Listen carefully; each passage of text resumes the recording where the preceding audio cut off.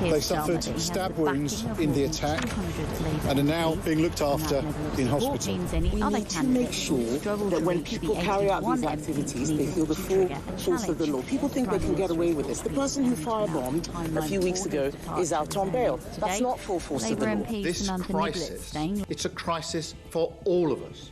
It's not enough to simply say we stand with Jewish communities. Of course we do, but we must show it and act it. And the responsibility lies with each and every one of us, because it is our fight too. Let's stop importing people from countries where anti-Semitism is the norm. And if our London Mayor, Sadiq Khan, in his infinite wisdom and belief in diversity, thinks that's the sort of diverse view that it's OK to have on the streets of London and the police don't get involved, don't be shocked, and don't you bloody dare claim to be shocked or upset or care about Jewish people being stabbed on the streets of our capital city in broad daylight.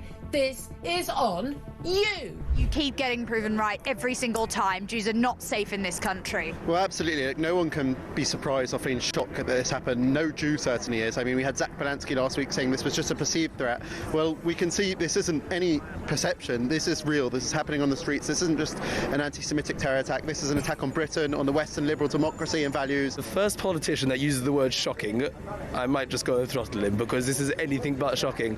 It's the most expected thing is almost overdue, if you ask me, because, I mean, I just left Israel last week. I thought it would be the last time we were woken up by explosions, but clearly not. The Jewish community is our community, and their safety is our safety. And we have to make it absolutely clear, robust, strong leadership, and this has to stop, because otherwise it's almost being normalised, and it's terrifying, and we're sick of it. Enough's enough. Our plan is a complete step change in how we protect communities, moving beyond piecemeal responses to a sustained nationwide effort, one that ensures that people across the United Kingdom can live freely and without fear.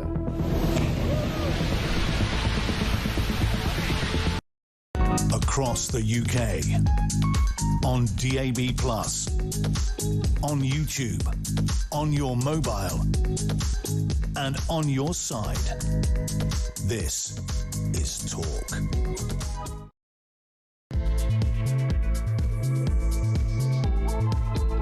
Very good morning. It is Mark Dolan in for the brilliant Jeremy Kyle, and political history is going to play out on the national radio and television airwaves this morning. Breaking as we come on air, we have reached the political endgame, with the Prime Minister expected to address the nation from Downing Street later today and outline a timeline for his departure.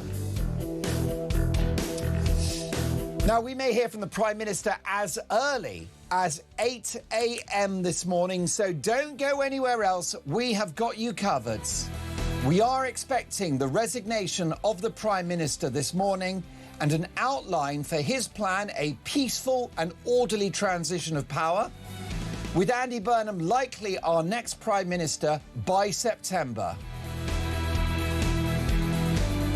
Now, we've got this story covered. We'll go straight to Downing Street when anything develops. We're going to get reaction from the biggest names in journalism and across the political spectrum.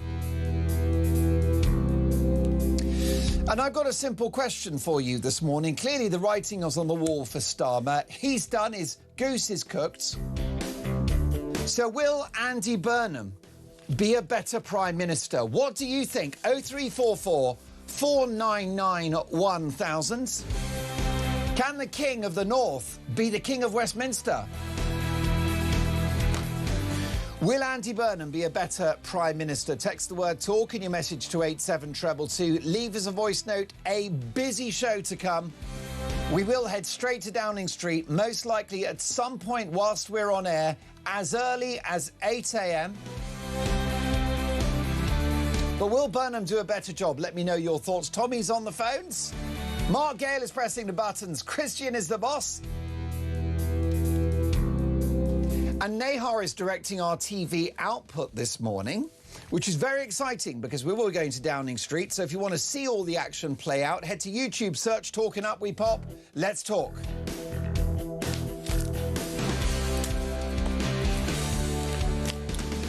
And we will kick off with today's front pages. The Daily Telegraph. Burnham plans to be in number 10 by September. Meanwhile, Iranians exit peace talks after Donald Trump's verbal assault. Well, some things never change. France calls time on outdoor drinking as heatwave sweeps Europe. Well, when the French give up boozing, we know there's a problem. Sacre bleu. Daily Mail now. With Starmer a dead man walking, allies of PM in waiting say it's time to break manifesto promises on income tax and VAT. Here's the headline about Andy Burnham. Now rip up tax pledges. Labour left tell Burnham. Daily Express. Brace yourself for more reckless tax and spend under Burnham. And best papa in the world, a lovely photograph of the Prince of Wales, Prince William, with his daughter Charlotte. The Guardian, Starmer expected to announce exit to clear way for Burnham, and shocking failings to be listed in maternity care report. What about this? A damning headline in the Sun newspaper. Done and dusted. Sir Keir Starmer's impending resignation was announced to the world yesterday by Donald Trump, no less. Of course, no love lost between those two men, whose relationship has somewhat fractured. The Times newspaper, Burnham aiming for PM coronation by September. Meanwhile, Donald Trump warns of hitting Iran hard as peace talks wobble. Our newspaper, Burnham's stark ultimatum to Starmer: resign or face mass Labour walkouts. And the Mirror, Starmer on the brink, game over.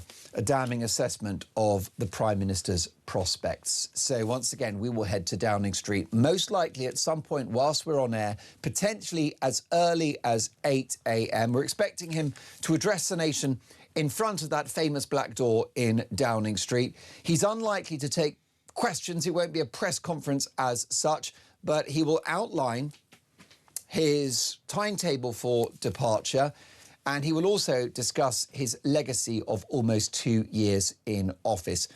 For reaction to what is, by an order of magnitude, the biggest political story of the year, I'm delighted to welcome in the studio Fleet Street legend, communications consultant and Sky News star when it was good, Linda Jubilee. Morning, Mark. Now, you don't like it when I say that because you're so polite about your colleagues, but hello. Oh, hi. No. I'm allowed to say it. And I tell you something, Sir Keir Starmer's going to be saying a lot this morning, and it's au revoir, isn't it? It definitely is, and I have been banging on about this in exactly this time frame since March, I believe, but I'm not so sure of the timing today. I think it will be the morning. I don't think they'll leave it till the afternoon. I think that kind of doesn't work, but I don't think it'll be as early as 8, but I could be wrong. Yeah, I mean, that seems very early to me. I'm not sure, you know, the snappers will be ready or anything like that. Oh, they're always ready. Someone will be down there with a telephoto lens. If you are wargaming this announcement, this statement, what are you hoping to achieve, and how does the timing of the day reflect your ambitions of what you're trying to do? You mean if I were Andy Burnham? Well, no, if you were advising, so for Starmer, you know, him and his team, what exactly is going through their minds in terms of what time he should speak and what he should say? How do you choreograph this statement from the Prime Minister? I think he needs to come out first. I think there needs to be a degree of humility here because people are very, very angry with him. And that's not just Labour voters, that's right across the board. People are very, very angry, so I think he needs to eat some humble pie publicly. But I think we need to be gracious with that. He needs to be speedy, because speed is right now is of the essence. I think if I were him, I would be starting to make a magnanimous statement. I think he should have done that over the weekend. And really, I think that Andy Burnham should be with him quite quickly, publicly with him quite quickly. I see. You think that there should be something collegiate about this handover of power? Yes. I think that's what the party wants. That's what the Parliamentary Labour Party needs. And I think it's what the public would like to see. I think they've become truly fed up over recent weeks, especially with the chaos that we've been forced to endure. If you think about it, it was only 2 weeks ago that we were, on a single day, in one of the most dangerous periods of the post-COVID Cold War era, we had no Defence Secretary, no Armed Forces Minister, and we had to wait until both positions were filled later in the day. Now, that is a very, very perilous position to be in, and people are incredibly fed up. Now, Linda, all of this is completely fascinating. What we do know is that the Prime Minister will resign. Is that a given at this point now, that he's not going to throw his hat in the ring for a leadership contest? He doesn't need 80 MPs as the sitting incumbent. He's automatically in that standoff, that race. But does he throw in the towel today? There's just a tiny nano percent here that he won't throw in the towel today. I think he will resign today. I think we're all expecting that. We can see the US president, you know, and he'll have his ear to the ground, whatever you think of him, and he's already made the announcement. Well, he has indeed. It's funny this, because Sir Keir Starmer, one of the issues with his tenure, his premiership, is his fondness for a U-turn. He's had more U-turns than Maureen from driving school. Problem with that, I'm always very proud of that line. It's a little bit dated. Not a lot of people. Do you know Mark Gale, Maureen from driving school? Yeah, no, Mark does, because he's a silver fox. But, I mean, young Tommy on the phones has had to Google it. How about this? He's had more U-turns than Lewis Hamilton. Is that better? It's good, but I think less funny. Anyhow, here is the Prime Minister stating his intentions to remain in power just a few days ago. No circumstances. I'm not going to walk away. You're I'm not going to fight. No circumstances you would step aside. I'm not walking away. Okay. I'm going to fight. The question is, do we pull together and turn that around as a party and as a government, which is what I think we should do, or do we descend into a leadership race which will bring chaos with it? We know that. The last government did this. I'm not going to walk away, says Keir Starmer. Well, things have changed. I suppose what's happened, Linda, is that Sir Keir Starmer's done the math. He's looked at how many cabinet ministers would continue to serve under him, and he's looked at how many Labour backbenchers would vote for him. I mean, at the moment, Andy Burnham, depending on who you ask, either has the support of 200 or 300 Labour backbenchers. Yeah. Yikes. Yeah. I think, do you remember when Margaret Thatcher was going, the night before she said she wouldn't go, and the next morning she went? Yeah. I'm old enough to remember all of that. I remember that, 1990. I was actually on air at Sky when she left, the day she left. That's amazing. I think we were the first on air with the news, because I remember running back into the studio. I'd no script, no auto cue, no nothing, other than the producer speaking in my ear. Rob Bynan, executive producer, I remember it well. And not to dismiss the significance of today's political drama, actually, that was an even bigger deal, because this is somebody, an iconic figure in politics, who had been in power for a decade. A long time, yeah. 3 landslide victories and changed the country. Absolutely. And Keir Starmer has been there 2 years and not changed the country. I mean, that's the issue. What do you think his legacy will be? Because in this statement that we're expecting at some point today, and of course anything could happen, he might keep his counsel till Wednesday, but we're expecting something today, and we think it's likely to be this morning. What will he be offering by way of legacy, by way of what I'm most proud of, ...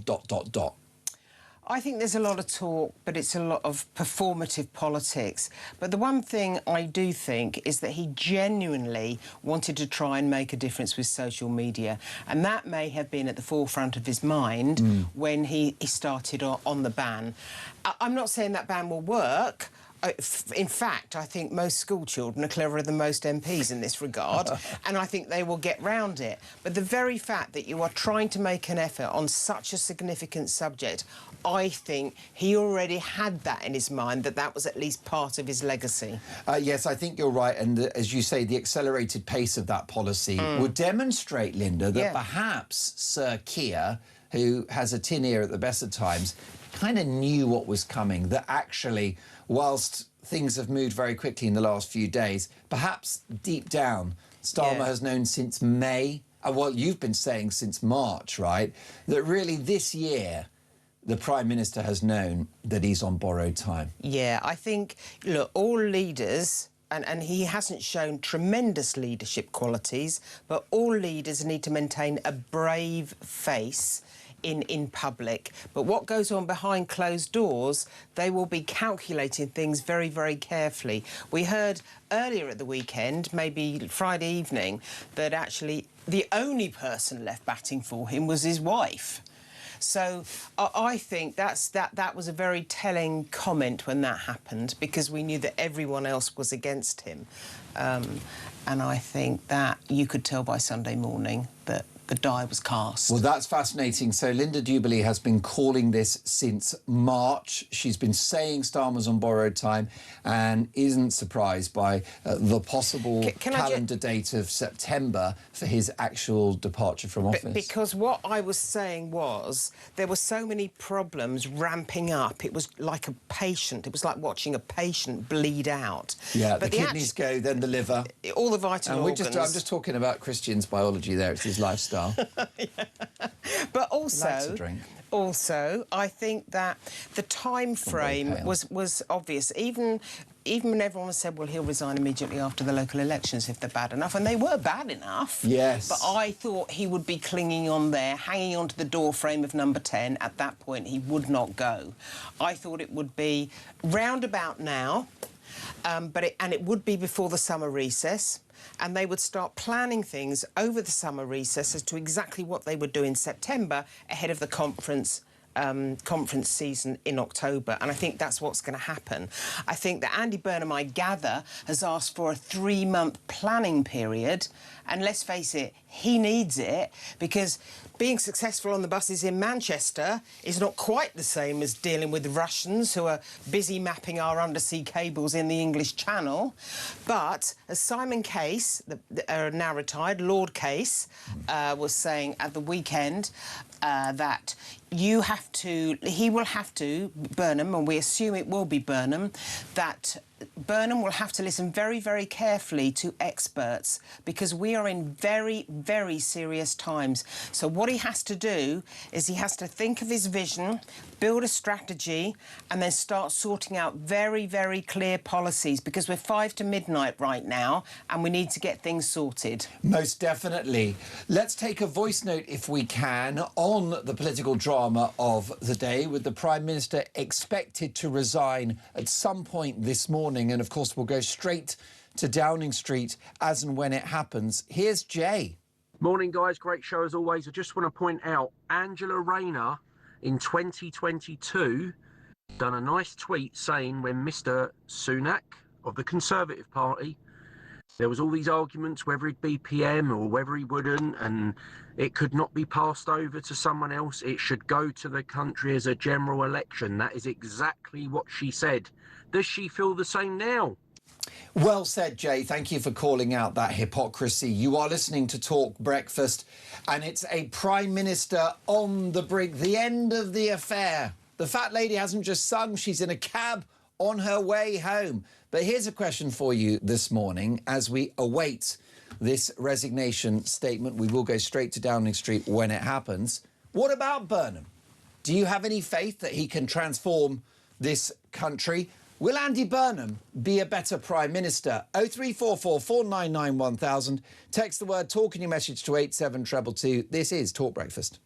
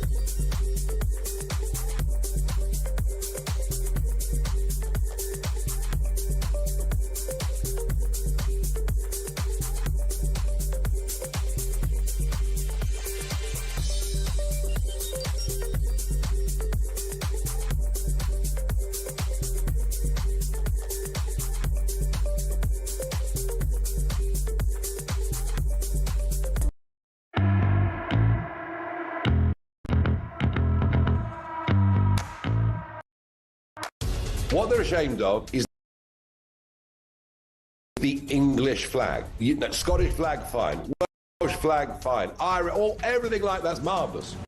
We've actually put up with half a century of being told that somehow our national flag is a symbol of oppression. Now, I think if Oxfordshire do this, they'll find themselves completely and utterly defied. People will literally justify this.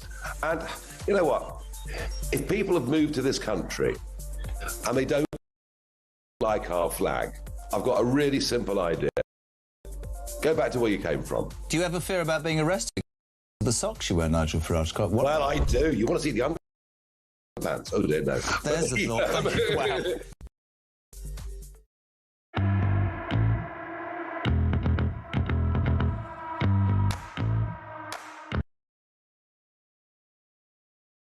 Across the UK, on DAB+, on YouTube, on your mobile, and on your side. This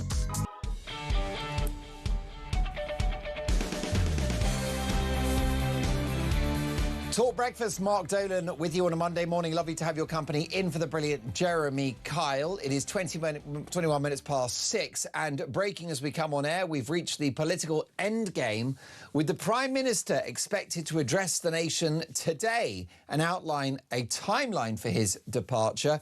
We may hear from the Prime Minister as early as 8 a.m, most likely this morning in front of that famous black door, most likely with a message that he's going to resign. But there are many more questions to answer, including whether or not there is going to be a leadership contest or whether Andy Burnham enjoys a coronation.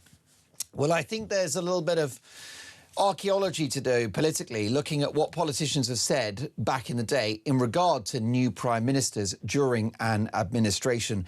And what about this post on X from Angela Rayner in 2022? Take a look at this. Angela Rayner says the Tories, this is 2022, the Tories have crowned Rishi Sunak without him saying a word about what he would do as PM. Now, does that sound familiar to you, Christian? She goes on to write, this is 4 years ago, he has no mandates, no answers and no ideas. It's crazily familiar. Nobody voted for this, she says. The public deserve their say on Britain's future through a general election. It is time for a fresh start with Labour. Well, there you have it, Linda Jubilee, communications consultant and ex-broadcaster at CNBC, Fox News and Sky News and ITV. Can I ask you what you make of that tweet, that historic tweet from Angela Rayner, former Deputy Prime Minister, saying, we've got a new PM, we need an election? Well, there's always a tweet, isn't there? But the thing is, what does that tell us? What does that... underneath it all, what does that tweet tell us? And the fact of the matter is that politicians sometimes need to wind their necks in. Right. The fact of the matter is they are too fast to get onto social media and they are too fast to start tweeting every 5 minutes. They all do it, and I think, for one, that they have done too much of this. Now is not the time for performative politics. Now is not the time for standing there, taking your pictures, building a little tweet thread, etc., etc. We're past that. We are living in very, very serious times now, in a situation which is fraught with peril. The first time this has happened in my lifetime, and that's quite a long time. So I'm worried now that politicians just stand up and they think this is all about performing in public, and it is not. And also that it's a game, which it's not, because the people listening to and watching this show are struggling with inflation. Yeah. They're struggling with energy prices. They're struggling with maybe being laid off at work because unemployment is on its way up and companies are skint. They're worried about their kids and grandkids getting a job and on the housing ladder and covering their rent. Labour, as the Tories did just a few years ago, are having this political soap opera psychodrama whilst Rome burns. I mean, there's this conversation that's going on about should there be a contest or should there be a coronation? People inside the parliamentary Labour Party saying, you know, we need to have a say in how this goes forward, without understanding that outside of that, the general public are utterly furious with this kind of behaviour. It looks they indulgent. Cannot believe it, doesn't it? It looks indulgent. It's much more than indulgent. It's much more than indulgent. It is reckless and it is irresponsible.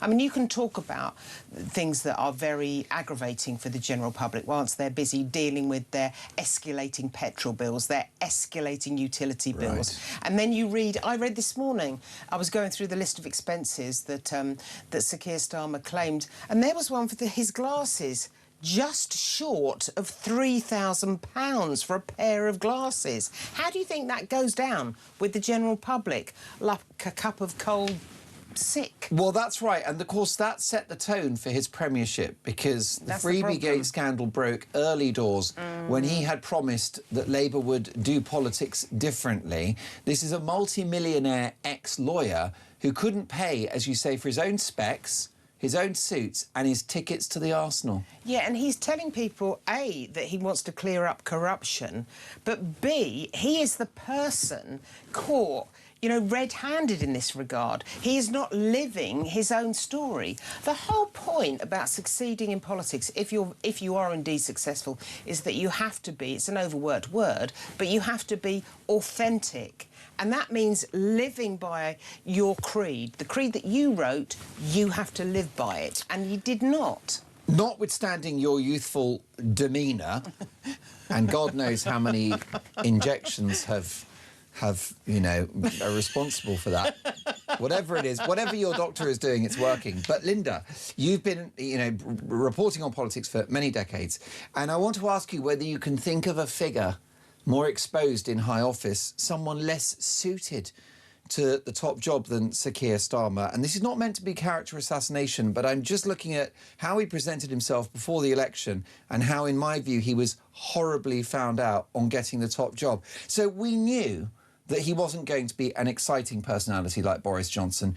It was never the sell of Keir Starmer that he would be a great speech maker, that he would do these, you know, gut-busting speeches or anything like that. What we were going to get is a very above-the-board procedural technocrat, a details man. I'd have been happy with that. Well, that's it. Probity, thorough, a little bit boring. A man who loves a spreadsheet. Boring would be good right now. That's it. And I go back to what Simon Case said yesterday. We need serious politicians right now. And lots of people have been saying this. I think Andrew Neil wrote a great piece about it a couple of weeks ago. Right now, we look ridiculous on the world stage. This is appalling. I can't quite believe what's going on. Well, Christian, when you get a second, could you look up how many prime ministers we've had in the last 15 years? I would appreciate that stat because it will be damning. And what's therefore problematic for Starmer is what we were offered before the election is not what we got, and which is why the whole country wants its money back and why he's on his way out. And it's funny because he was going to be boring, but he hasn't even been like a boring man or a pen pusher or procedural, has he? Because look, for example, at the chaotic circumstances around which Peter Mandelson was appointed. Look at the upwards of 20 U-turns. Look at how the policies have backfired horribly. So he's actually been quite a chaotic Prime Minister. I think so. I think chaos has hallmarked his administration from the very beginning. And you mentioned Peter Mandelson. I think that particular scandal was the kind of tipping point. I think you could see the end game as soon as all of that stuff started. The public was so disillusioned at that point. Our executive producer, Christian Mitchell, has had his 3 Weetabix today because within a quarter of a second he had the stats. And it's not Chat GPT, it's Chat Christian, right? Which is quicker than AI. And do you want to know the stat? The UK has had... In 10 years? Actually, I've got 15, right? Oh, I've got 10. Well, OK, so in 15, we've got 6. And in 10, 5. So it's pretty bad. Yeah. Yeah, we've actually had 5 prime ministers in 10 years, 6 in 15. Now, if a company had that many CEOs, it would be in trouble, wouldn't it? Yeah, of course it would. I mean, I worked directly for a brief period of time. I reported directly to the chief executive of Sky Television, not Sky News, the whole of Sky Television. And he's dead now, but he would be turning in his grave over this lack of control over this administration. I mean, at the end of the day, this is more important than a commercial consideration, more important than any corporation. We should be seeing real values here, a real sense of integrity from our politicians, and we are simply not seeing it. Now, well, the UK has had 5 CEOs in a decade. It's ridiculous. If that was John Lewis or ICI, I mean, you'd be like, that's it, we're on our way out. Yeah, I know. And now what troubles me about Andy Burnham is that I appreciate that he could well be a better leader because, you know, he's crowned King of the North. He could be a better, and actually is a better communicator, a far better communicator than Keir Starmer. But at the end of the day, is he serious enough? Does he have enough grit to get through what is going to be a very tricky 5-year period? Is he going to get defence spending up so that it satisfies our NATO allies? Well, I don't think the military are that confident about him. Prime Ministerial arch-loyalist, Starmer stalwart Peter Kyle has spoken in the last 24 hours about where the Prime Minister is at politically. Take a listen. Dealing with all the issues that a Prime Minister deals with over a weekend, a very busy weekend, that he's also taking the time to think through what the political realities are today compared to last week, the week before. But I know that he's a Prime Minister who always puts country first, and that he'll be framing every decision that he makes today on behalf of the country in his day-to-day job as Prime Minister, but also when he thinks about the party going forward, it will always be about what's in the best interests of the country. Would Andy Burnham be a good Prime Minister? So I think there is lots of people out there that have the qualifications, the temperament and the qualities to become Prime Minister. I think Andy Burnham could be one of those people. Yikes. Well, what you've got there is a mixed message, haven't you, from the Business Secretary, sort of backing up his boss, the Prime Minister, but actually saying, time's up. Attempting to dance on a pinhead, I think we can safely say. He's not answering the question, and that's beginning to really irritate people. And he's not actually saying anything. It's like a load of white noise, carefully calibrated to not land him in the doo-doo. I mean, we are way beyond that in this era, way beyond that. He needs to answer the question directly and then proceed to something which is saying something that equivocates towards information for the public. Well, folks, you are listening to Talk Breakfast. We have reached the political endgame with the Prime Minister expected to address the nation today and outline a timeline for his departure. We may hear from the PM as early as 8 a.m. So don't go anywhere. We've got you covered. We will certainly hear from the Prime Minister today. We're certainly expecting a resignation. He's unlikely to participate in a leadership contest. Folks, it appears your next Prime Minister will be Andy Burnham. Our question is a simple one. Will Andy Burnham do a better job? 6:33 Talk Breakfast.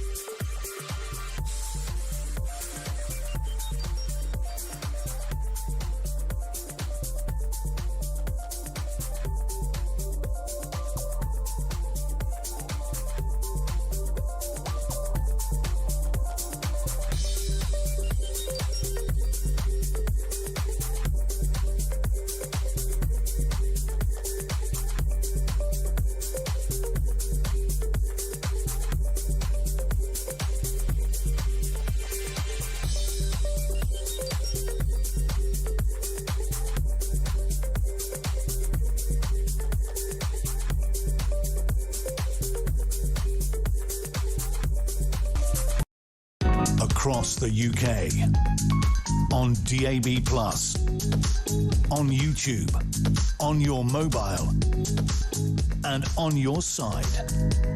This is Talk Breakfast. Game over for the PM, with Keir Starmer expected to address the nation today and reveal a timeline for his departure. We may hear from the Prime Minister in front of that famous black door in Downing Street as early as 8 a.m. It's likely to happen whilst we're on air with Talk Breakfast. So if you want to see the action, head over to YouTube, search Talk, and you'll watch political history play out before your very eyes. And our question this morning is a simple one. Will Andy Burnham be a better Prime Minister. Now, let's talk about Tony in Lincolnshire and his message. Boris was the PM for more than 3 years, Starmer less than 2 years. How many lefty political commentators, or any commentator, full stop, would have predicted that a couple of years ago? Tony, you're so right. Bill in Romsey, good morning, Mark, and hello, Linda. Starmer's legacy is trying to give away the Chagos Islands, lying to the farmers, lying to the waspy women, winter fuel allowance, net zero, Mandelson. But then again, at least we've got the breakfast clubs. Let's take a voice note from Hev. Morning, Mark and Linda. It's Hev from Kent. I don't think Starmer will go today. I think he will just hang on and hang on and hang on until a leadership battle has started. And he did say that he would join that, but I don't think he will now that Burnham's in. But yeah, I don't think he would. He's just a Klingon, isn't he? You know, we all know he's a Klingon. I don't think he's going to go cleanly at all. He'll be kicking and screaming his way out of number 10. Well, that's interesting from Hev Linda Jubilee, former star of Sky News and communications consultant. He is a stubborn person. He's driven and he's quite ruthless, Keir Starmer. So, you know, you can't rule out that he fights on. No, and I would have said and did say all along that you would have to pull him out of number 10 with his fingers clinging onto the door frame. But I think there comes a point when, as I said earlier, the patient's kind of bleeding out and they just can't survive anymore. And I think we are at that point. I don't want to sound all blood and guts, but at the end of the day, I think today is the day. Well, I suspect you are right. Stephen in Belfast, good morning, Mark, and good morning, Linda. Andy Burnham has played a blinder here. No one knows what he stands for. No one knows what he will do. No one knows him at all. But his boss, Keir, is so weak that the best campaign was anyone but Keir. It looks now that he will be in before the summer recess, so no real challenge for 3 months. How can voters fall for this? Is that the best we have? I'm a bit torn on a leadership contest because I think in many ways it will be a distraction for a government that needs to deal with inflation, unemployment and a geopolitical background which is very turbulent. On the other hand, it would be more democratic to have a leadership contest. And I think if you listen to what's being said inside the Parliamentary Labour Party, there is word there that they do want a contest. But, as you say, the problem with that is that all takes time. That's a long process. 2 to 3 months. Yep, absolutely. And we do not have that. We have to act quickly. If you remember, the head of our military, that's all the military in the UK, I think it's Richard Knighton, said that actually we could expect some form of conflict or attack from Russia at some point within the next 3 years. Well, are you seriously going to mess about with a sort of leadership contest that takes a slab of time, like 3 months? Well, you won't, will you? The fact of the matter is, in an ideal world, you would like to have a democratic process in place. But as I said, this is 5 to midnight and there simply isn't enough time for one. Now, you remember before the election in July 2024, the Ming vase strategy, which is to kind of walk carefully along, don't drop this vase, don't say anything or be controversial. So Keir Starmer, in my view, won the election based upon not being the Tories and not really saying anything about what you would do. We had the fiscal rules, no income tax, VAT, and national insurance on workers. That was their commitment. But there wasn't really much else in a very thin manifesto. So Starmer is elected on a very sort of vague offer, and that worked brilliantly. And that's exactly what Andy Burnham did in Makerfield. He said nothing. He just talked about hope and platitudes, and maybe I'll stick to the fiscal rules if I can work out what they are after Googling what they are. So that's not going to wash for long. At some point, we need to know what Andy Burnham is going to do. Yeah, and he needs to come up with that fairly quickly. There's a lot of talk about he needs a 3-month planning period. Well, if you took that to extreme and you thought, well, there is going to be a leadership contest which could take 3 months, and then he's going to have to do because we don't know who's going to be elected. Right. Then you have a 3-month planning period. That's 6 months. I mean, so he's not ready till Christmas. It's a ridiculous situation in which we find ourselves. Also, why are you trying to be Prime Minister if you don't need 3 months? Find out.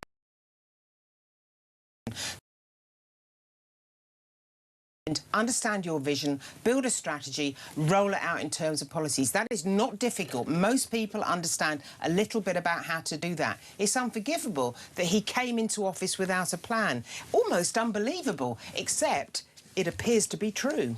Keir Starmer is running out of friends. Let's not forget that just a few months ago, Sir Keir Starmer was praised for his foreign policy and for his relationship with Donald Trump. Do you remember when Keir Starmer was the Trump whisperer? Well, that's all changed. Let's take a look at the president's most recent post on Truth Social.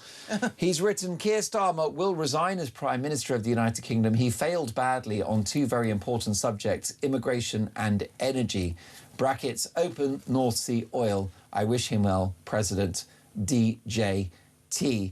And that was a relationship that was one of the positives for Keir Starmer. And if he looks to a positive legacy, he will look to his work overseas, won't he? Absolutely, where he was far more comfortable. He was always more comfortable in the overseas arena, and that's possibly because of his background as a human rights lawyer.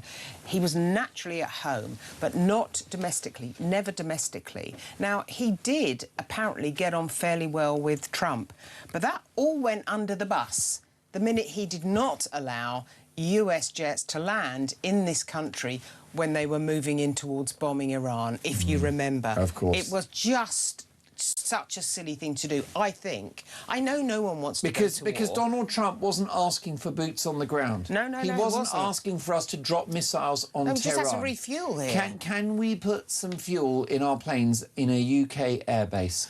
And that would have been a very minimal intervention and I'm not a from us. warmonger. No. I don't want to see us get unnecessarily involved in a conflict. But at the end of the day, what do you expect to happen to your relationship with your most powerful ally? Well, this is one of the most concerning things about his premiership, because it's my understanding that Keir Starmer did want to allow Donald Trump to refuel. Overridden by Ed Miliband. Ed Miliband and potentially Yvette Cooper and one or two other figures, Shabana Mahmood perhaps, who strong-armed him. This is the same Prime Minister with a big majority who's not long ago won an election that was prevented from administering minimal cuts to the scale and scope of disability benefits, thwarted by his backbenchers. So since day one, this is a guy that's been in office but not in power. We all knew that there had to be a lot of extra expenditure in defence. We knew that.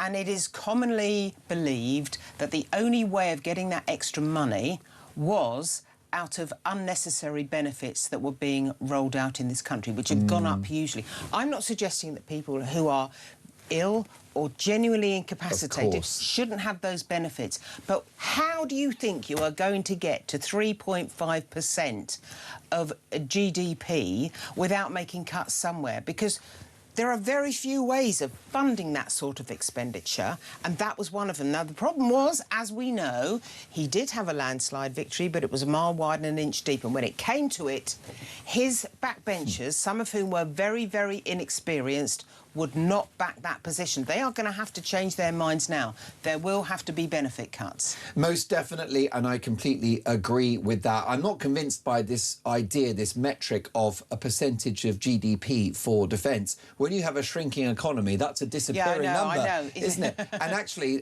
you can go for the pure numbers on this. So it's about circa 62 billion the last tax year that we've spent on defence, 62 billion. Well, we need to be aiming for 100, basically.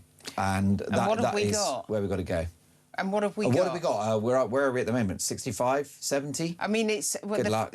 You know, why did John Healey resign? John Healey resigned because he did not think the defence of the realm could be implemented on the money he was being given by Sir Keir Starmer. Most definitely. Dave in Dorset, good morning, Mark. I wonder what celebrations will emerge when Starmer goes. Get those flags up! Yes, wouldn't that be great, Dave? And we won't get arrested because he won't be Prime Minister anymore. Michael says people are betting on the time Starmer resigns today. I say high noon. Well, Michael, any time from 8 a.m, which is 1 hour and 15 minutes from now. Keith says, good morning, Mark. So Starmer is potentially going today. Unfortunately, we're going to endure his cabinet, and we've got to deal with that going forward. He's going to be replaced by what? Someone who sorted out the Manchester buses How low has the country sunk? Pauline Crew, good morning, Mark and Linda. Let's hope Keir uses his own words of country before party and calls for a general election alongside his resignation. We can but hope. Paul, you're so right. And I'm going to say a sentence now which is going to be clipped and taken out of context. I agree with Angela Rayner, who in 2022, after the appointment of Rishi Sunak as Prime Minister, said, we need a general election. Let me have a look at this post. It's 2022. There it is in black and white if you're watching on YouTube. The Tories have crowned Rishi Sunak without him saying a word about what he would do as PM. He has no mandate, no answers, no ideas. Nobody voted for this. The public deserve their say on Britain's future through a general election. It's time for a fresh start. Amen to that. OK, we've got some breaking news. Number 10 this morning say there is no update on the PM's future. Is he hesitating? Is he clinging on for dear life? Is he now Britain's most famous squatter? Our question this morning is a simple one. Will Andy Burnham be a better Prime Minister? 0344 499 1000. More front pages and more reaction from Linda Jubilee next.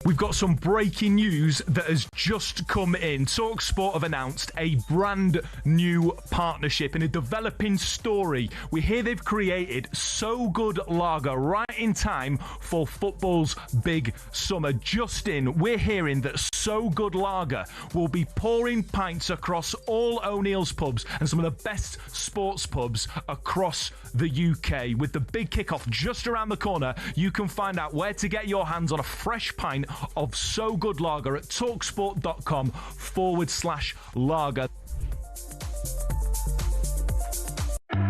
The UK on DAB+, on YouTube, on your mobile, and on your side. This is Talk.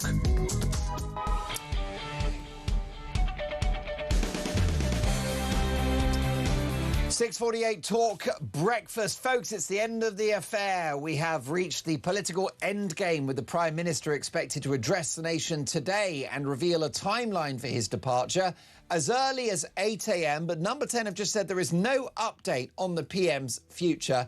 Now, that tells me that perhaps we're looking at 9, 10 a.m. mid-morning, early lunchtime, but we're going to hear from the Prime Minister today, and we're going to get reaction from the biggest names in journalism and across the political spectrum. Pete has messaged the show. Good morning, Mark, and hello, Linda Jubilee, your guest. We need to be very careful what we wish for. Think Starmer is bad? Burnham will be a disaster for what remains of the UK. Margaret in Birmingham. Good morning, Margaret. Thank you for listening to the show. Mark and Linda, Burnham has to be better than Starmer. He needs to step up to the plate and put the country first. But where is his mandate? And 3 months? What's that all about? Of course, we're hearing that he wants 3 months to prepare for power. We've got a voice note from Rob. Let's take a listen. It's Rob again, Mark. I still can't believe that Labour's third choice is still their first choice. Beaten by Corbyn, beaten by Miliband, the bloke's clueless. I really can't. I can't get my head around it, mate. It's like if this was done by a Carry On film or something, you'd be laughing. But you can't laugh because they're juggling everybody's future. This country depends on a good leader. And Labour haven't got one amongst them. Not one. They are an absolute out-and-out shambles. Fantastic. Jane, I totally agree with you. Brilliant voice note. Thank you, Rob. Shambles is the word. Jane says, good morning, Mark. I fail to understand why Burnham automatically becomes PM without an election. That cannot be right. Thank you for that. She also says, nice to see Linda. Well, we're joined in the studio by communications consultant and former Sky News star Linda Jubilee.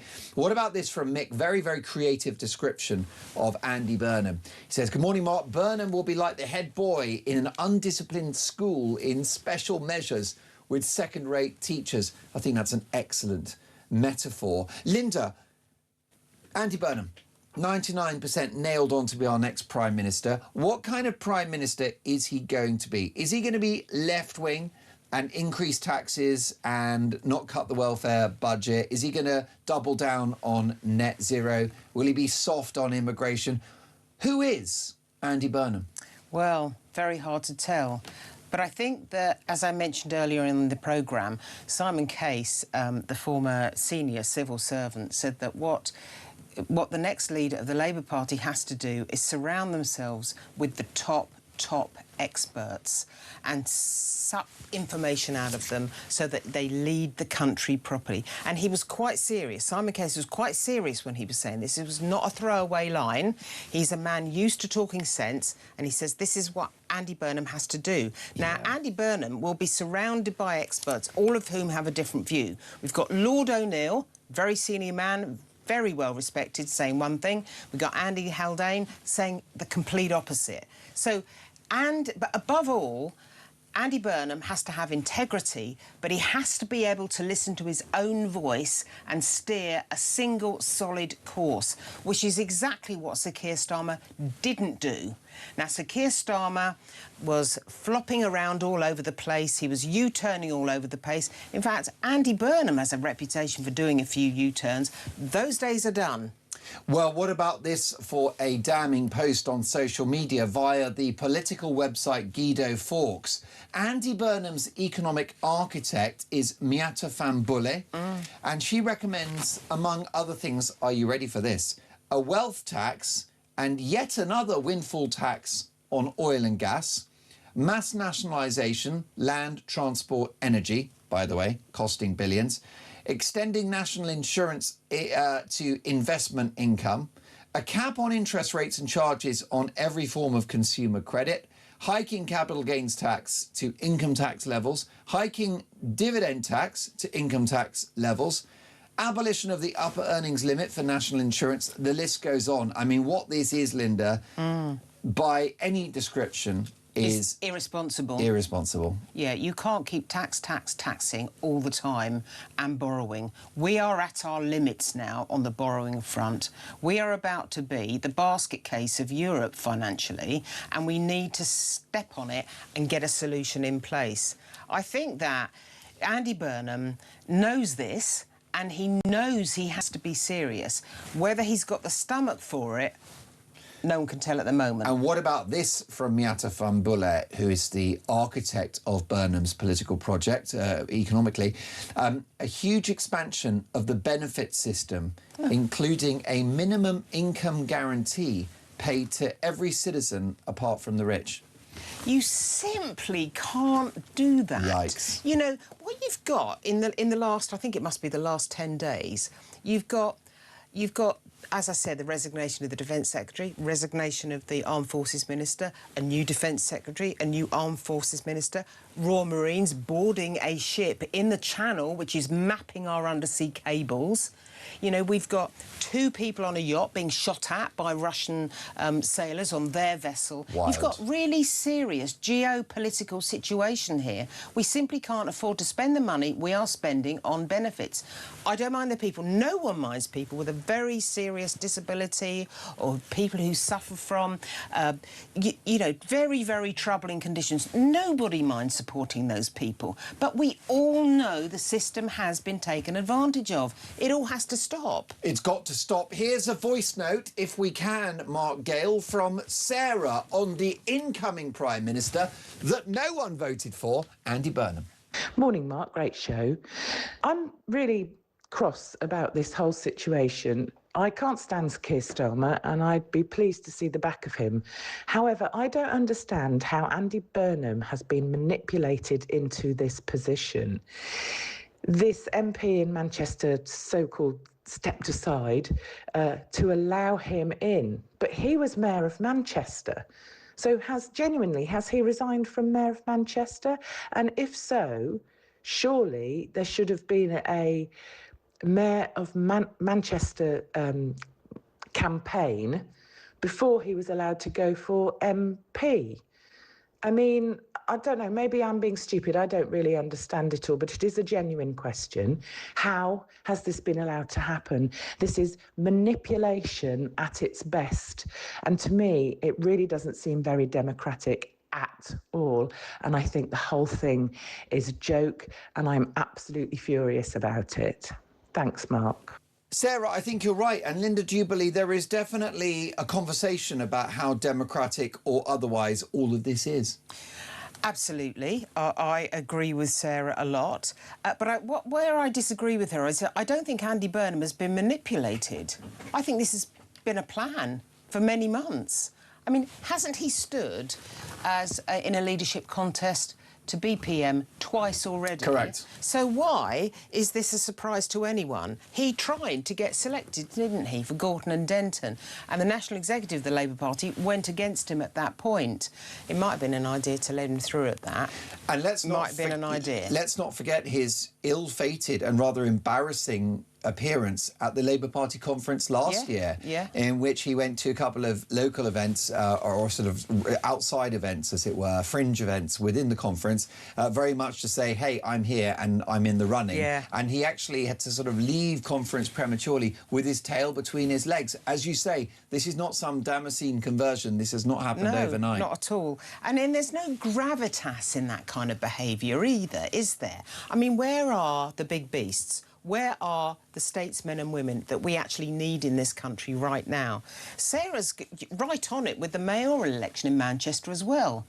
I mean, not only have we got this huge debacle going on with the leadership of the Labour Party and the next Prime Minister, but there's also now, although Burnham technically stays in place, I think, in Manchester. Correct, yeah. And I think there's an acting deputy that's now sort of effectively the mayor, but nominally he remains the Greater Manchester Mayor. That's right, but there will be a mayoral election there, and what do we think is going to happen? I mean, I think that although Nigel Farage and Reform got an upset in the Makerfield by-election, and I think that was almost predictable because of the candidate they chose, that may not happen in the mayoral election. So, I mean, that will be a relief to some people, but it doesn't do anything for the kind of chaos the country feels. When Sarah says she feels bewildered, that's the least of her emotions, I'm sure. She sounded quite measured to me. Well, I know, bewildered, confused and angry, and I do think all of this does feel very undemocratic. It feels like a coup. It feels like we don't have a say. And I agree with Angela Rayner, who, when Rishi Sunak became Prime Minister in 2022, said, we need an election now. No one voted for this man. Well, why is she so quiet? Why is she deafening in her silence today? I mean, it's actually eerie how the parallels strike you. The Tories have crowned Rishi Sunak without him saying a word about what he would do as PM. He has no mandate, no answers and no ideas. Nobody voted for this. Well, that's Burnham all over, isn't it? Joe says, good morning, Mark. I'm past caring now. Starmer is a disaster. Burnham will be the same. I could only get excited now if they announced that Mrs Thatcher was making a comeback. Joe, I wouldn't hold your breath. Martin, good morning, Mark. Starmer cannot publicly resign without first meeting the King to tender his resignation. All this talk of an 8 a.m. resignation is rubbish. I'm going for 2 p.m. today, after all the lunchtime news bulletins. Martin, thank you for that. And Pete in Fleet says, good morning, Mark, and hello, Linda. We need to be very careful what we wish for. You think Starmer's bad? Burnham will be a disaster for what remains of the UK. Well, that's our big question today. Will Andy Burnham be a better Prime Minister, or is it more of the same? What do you think? It's your country. 0344 499 1000. A very big hour to come. Starmer on the brink.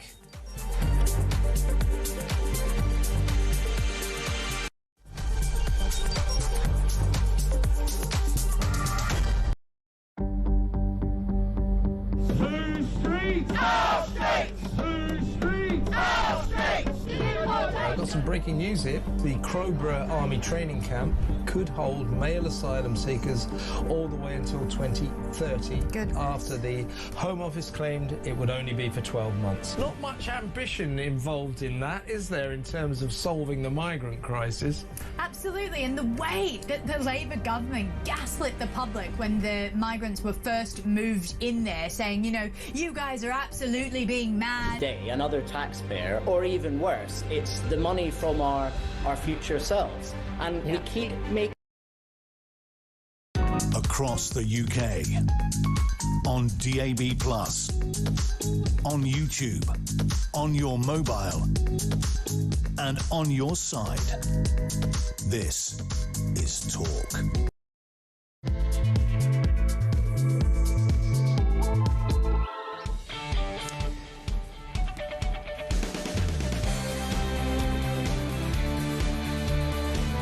Three minutes past 7, top of the morning. Mark Dolan with you on Talk Breakfast, in for the brilliant Jeremy Kyle.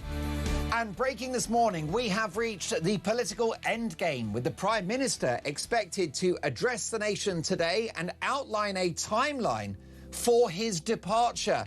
We may hear from the Prime Minister as early as 8 a.m, so don't go anywhere else. We have got you covered. And we're going to get reaction from across the political spectrum and from the biggest names in journalism.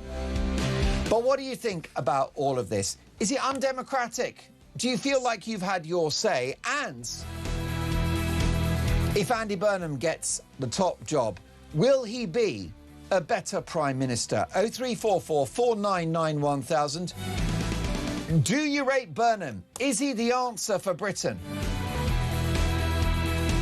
Now, you can text the word TALK in your message to 87222, or you can leave us a voice note. A very busy show. You can hear us on the radio, DAB+, in-app and online, or you can watch the action play out. Head over to YouTube, search Talking Up We Pop, and you will most likely see the Prime Minister in front of that famous black door within the next couple of hours. So keep it Talk. We've got you covered. Will Andy Burnham be a better Prime Minister? So much to get through, and let's have a look at some of your messages on this one. What about this? Mark and Linda, Burnham has to be better than Starmer. He needs to step up to the plate and put the country first. Well, we can but hope that he will do that. With me now, two significant figures within the Labour movement. We have Labour MP for St Austell and Newquay, Noah Law, and down the line, Paul Richards, former Labour Special Advisor. Gentlemen, welcome to the show. Mr Law, welcome to the studio. Thank you, Mark. Do you expect that the Prime Minister will resign today? I think it's completely in the Prime Minister's court at this stage. It's hard to tell, as you say. There's lots of speculation, lots of different time frames being thrown around, but ultimately it really is down to him at this point, and I trust he will do what's right for the country. I've got no doubt about that. Would you like him to resign? Do you think that would be the best move now? I think for me, again, the Prime Minister is the person to make the decision as to the time frame of that. I think no one's under any illusions at this point that change is coming. But again, I think it's fair to say it's probably a bit above my pay grade to decide how that process actually unfolds. Now, when you say that it's clear change is coming, is that code on your part for saying that he will resign? I think so. I mean, it seems inevitable at this point, right. But again, it's a question of timeframes and process more than anything. Sure. So, I mean, what you're saying really is that it's up to the Prime Minister, the manner in which, the circumstances under which he goes and the timeline. And I think you're right about that, because he's the guy that leads the party and that won that historic election in June or July 2024. But do you think that he needs to step down? I mean, do you think that, are you somebody that would encourage him? If you had his ear right now, if you were with him in number 10, would you say, look, PM, it's you know, the time is up?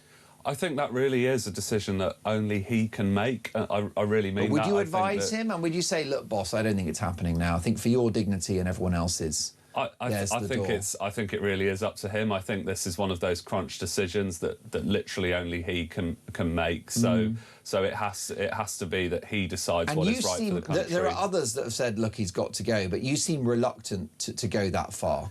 I just think ultimately he's the Prime Minister. It's his job to decide what is right for the country, and I think he's done that time and time again. I trust him to do the right thing in this situation as well. How much damage do you think has been done to the Labour brand amid all of this drama? I think it could have been a lot worse in terms of the sort of fallout, because what you see is actually a huge show of unity. If you look at colleagues from right across the party, right across the country, going up to Makerfield, it's never easy to change a leader, but to have that much unity behind Andy Burnham at this point is a really good show. But unity around Andy Burnham is opposition to Keir Starmer, isn't it, by definition? I think it's pretty, it's an unusual pretty form implicit in that. It's an unusual form of unity. Yes, it's unity against the leader of your party. At the end of the day, it's a kind of perverse unity, isn't it? There needs to be ways in which a party can change a leader, and that includes during times when you're actually in government. I think, for me, there was never necessarily an absolute certainty that the PM would look to lead us into the election in 2029. And I say better to have a good and coordinated kind of runway for the next leader of the party, rather than this kind of haphazard process that happens within, say, 6 months of the next election. Now, you're keeping your counsel about how and when the Prime Minister steps down, but what, reading between the lines, you're also saying is that Burnham is the man that can unite this Labour Party. Is that right? I think he's already done it. I think, in a way, that groundswell of support from colleagues right across the country has certainly given colleagues and myself hope. It's given hope to a lot of people across the country that have come back to Labour after feeling a little bit in the doldrums. There is a change coming. So, are you quite excited at the prospect of Prime Minister Andy Burnham?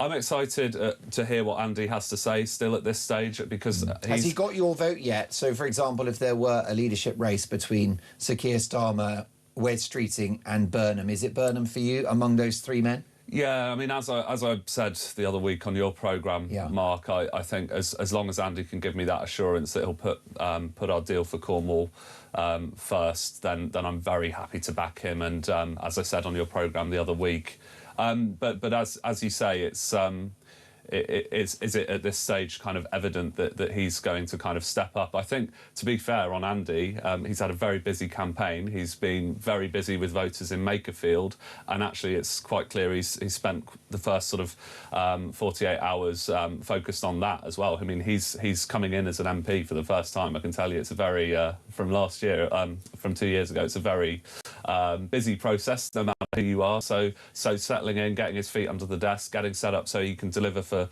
folks in Makerfield as well is really important. Is it exciting to have Andy Burnham back in the House of Commons? It definitely is. We've, no matter what your opinion on the leadership situation, I think most people would say it's important that we've got our best players on the pitch. And of course, Andy is one of those standout people in the Labour movement that's delivered for Manchester, and I personally believe can deliver for the country. Delighted to have a sitting Labour MP with us in the studio on this momentous political day. Down the line, another key figure within the Labour Party, Paul Richards, former Labour Special Advisor, a man with his finger on the pulse of the left in this country. Good morning, Paul. Morning, Mark. How are you? Really well. Fascinating what Noah has had to say there. There seems to be a mood around Andy Burnham of hope and optimism, like this guy can dig the party out of the doldrums and turn things around. Well, can we just get the legal disclaimers out of the way first and just gently point out that he's not even sworn in as an MP yet? There's no contest.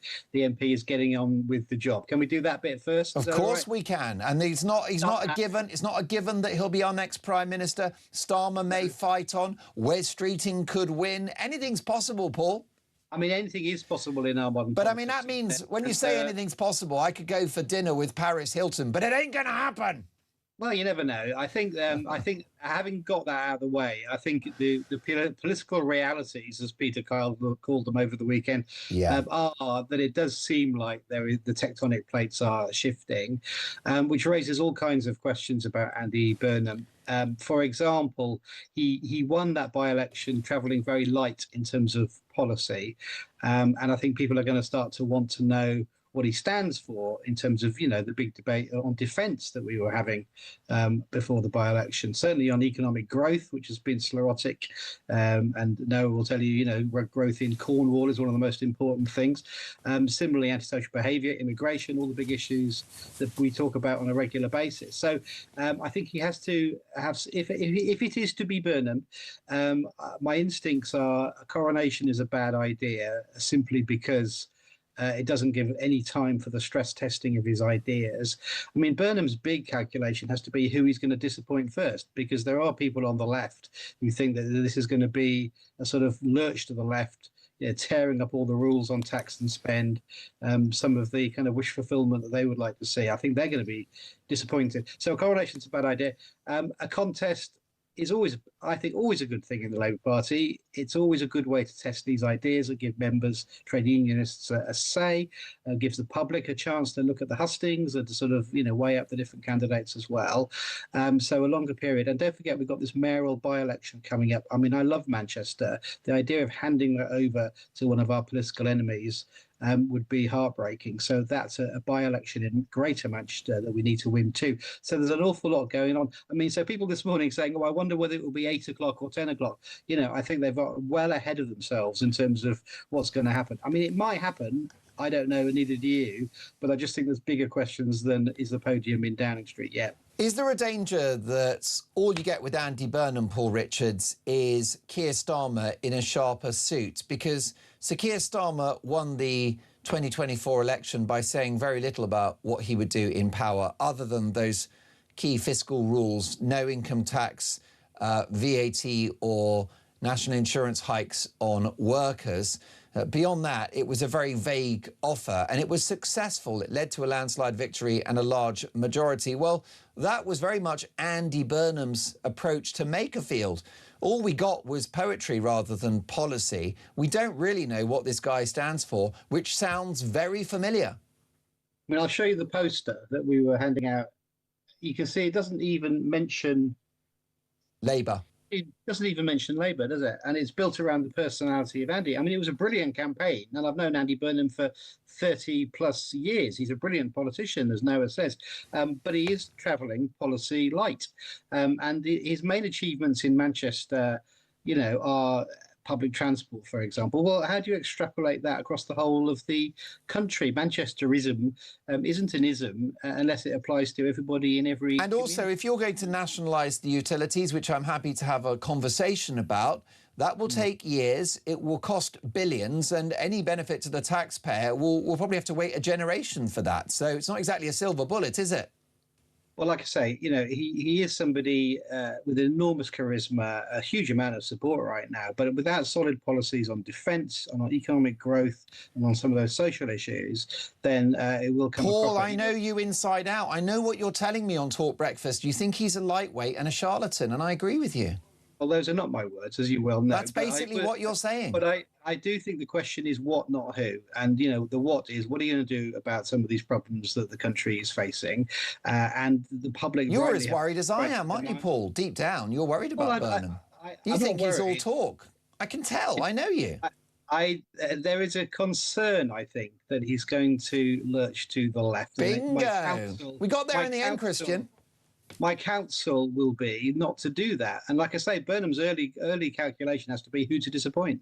And I think, the people that are saying this is the return to a kind of soggy leftism that the public have rejected so many times, he has to reject that. So, for example, he needs to get the defence debate out of the way and say we are going to increase defence expenditure to the 3%. We need to get maybe drilling in the North Sea. Maybe that's something he can throw out there in terms of growth. He's going to have to reassure the bond markets by not putting a lefty in to be Chancellor of the Exchequer, and somebody reassuring on that as well. So like I say, he's going to have to calculate this very carefully, where the public is and where the party is. And some of his supporters are going to get disappointed quite quick. Paul Richards, I don't think you've had your 3 Weetabix. I think you've had 10 Weetabix, because what you said is absolutely bang on. If Andy Burnham becomes Prime Minister, he will have my support, my enthusiastic support. If he scales back and rows back on net zero, which will be brilliant for British industry, it's what the trade unions want. It will be fantastic if he reduces the welfare budget in order to secure the defences of this country. It'll be fantastic if he doesn't raise taxes any further and looks to the public sector to make savings. This is all gold. Unfortunately, Noah Law, that's not the Andy Burnham we're going to get. If he becomes Prime Minister, it's going to be spend, spend, spend, isn't it? Well, I think, as Paul says, we've got to actually have that scrutiny and that sort of battle of ideas. It's what the left of the party want, and they're the folk that are going to sweep Andy Burnham to power. And when he's in number 10, Noah, they will want their pound of flesh. I think the thing is, there's a plurality of people backing Andy at this point, and it isn't just going to be one faction of the party. So you don't think the left will win? Because in a way, there's a battle for the soul of Andy Burnham. Because we know there are about 10 Andy Burnhams. He's like Mr. Potato Head, do you know what I mean? You could have the eyebrows and the spectacles. It's whatever you want with Andy Burnham. So which Andy Burnham will we get, do you think? I think Andy is someone that's always been a pluralist and can bring people together from across our Labour movement. So, you know, Paul's absolutely right. We've got to make sure that we put some of those big pitches that he's made under the spotlight and find a way to actually deliver those. And where there are, you know, challenges in the delivery of those, or it's going to take a long time, we've got to level with the public. People are just looking for a much more upfront politics that actually addresses some of these questions, like public control of the utilities, rather than sort of burying them in the sand. I mean, don't you think public control of the utilities is a bit of a white elephant? It's like, it's a very nice idea, a bit like world peace, but ain't gonna ever happen, really. It's far too costly, and any benefit will take maybe a decade or two to actually feed through. Yeah, I think, you know, you said yourself some very good points about just how long it's going to take. What is the time frame for actually crystallising? It's not a silver bullet, is it? It's absolutely not, and I've always tried to level with my constituents about that. So I think that's actually the kind of conversation we need to be having, is that, yes, we can do all of this, but these are the trade-offs. So that's precisely the debate we should be having. But the difference this time is that I don't think Andy's someone that's necessarily going to bury some of those things that the public really want us to be addressing in the sand, like rolling out better public transport across the country. Very much welcome that.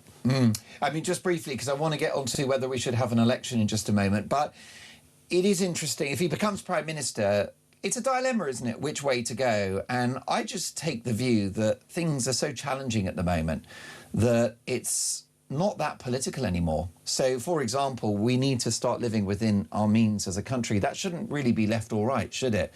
Running a deficit, what was that latest figure for the borrowing? Was it 23 billion in a month, you know, which is, I think, 30% higher than last year and above the Office for Budget Responsibilities projections. So we're borrowing left, right and centre. We've got wealth creators leaving the country. I mean, you'll agree all of this is a worry. The cost of net zero is impacting industries. The unions aren't happy about that.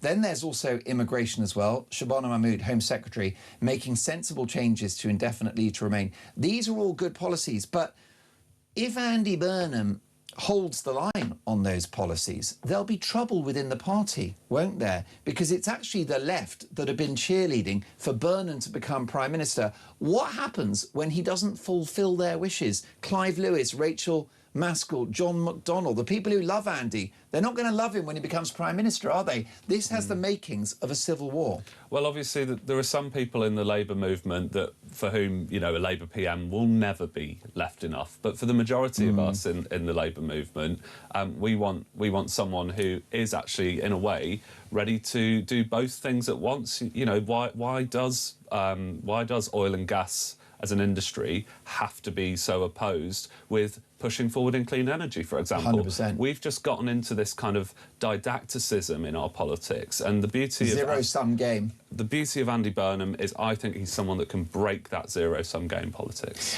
Are you on good terms with Angela Rayner? I think Angie's great. I think she's someone that, like Andy, is just really personable, actually kind of connects with people. She's just so easy to work with, and that in itself is gold dust in politics. It's not an easy thing. Does she talk a lot of sense? Is she right a lot of the time? She is a common sense politician. That's how I would describe her. You find yourself agreeing with her a lot of the time?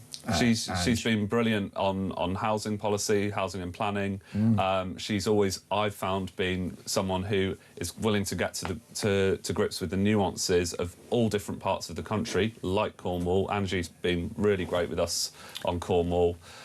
So that's what we need, is people who understand that nuance of what people want across the country. Well, I will tell you that she's an incredibly compelling personality and has an amazing life story. And I think this post from X in 2022 is outstanding, and I agree with every word. The Tories have crowned Rishi Sunak without him saying a word about what he would do as Prime Minister. Rishi Sunak has no mandate, no answers and no ideas. Nobody voted for this. The public deserve their say on Britain's future through a general election. My goodness, she was so right, wasn't she? I think the reality is that whether we like it or not, that isn't how the sort of British political system... I mean, she's got that one spot on.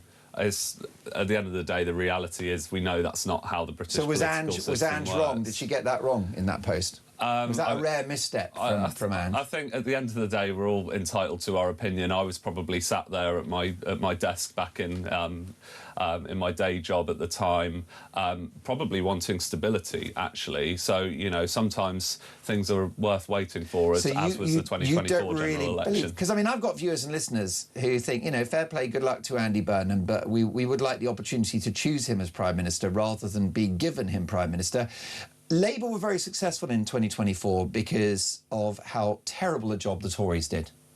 So many missteps, including the chaos of Boris Johnson's time in office, Liz Truss's mini-budget, the list goes on, the wild excesses of net zero, open borders, massive Tory failure.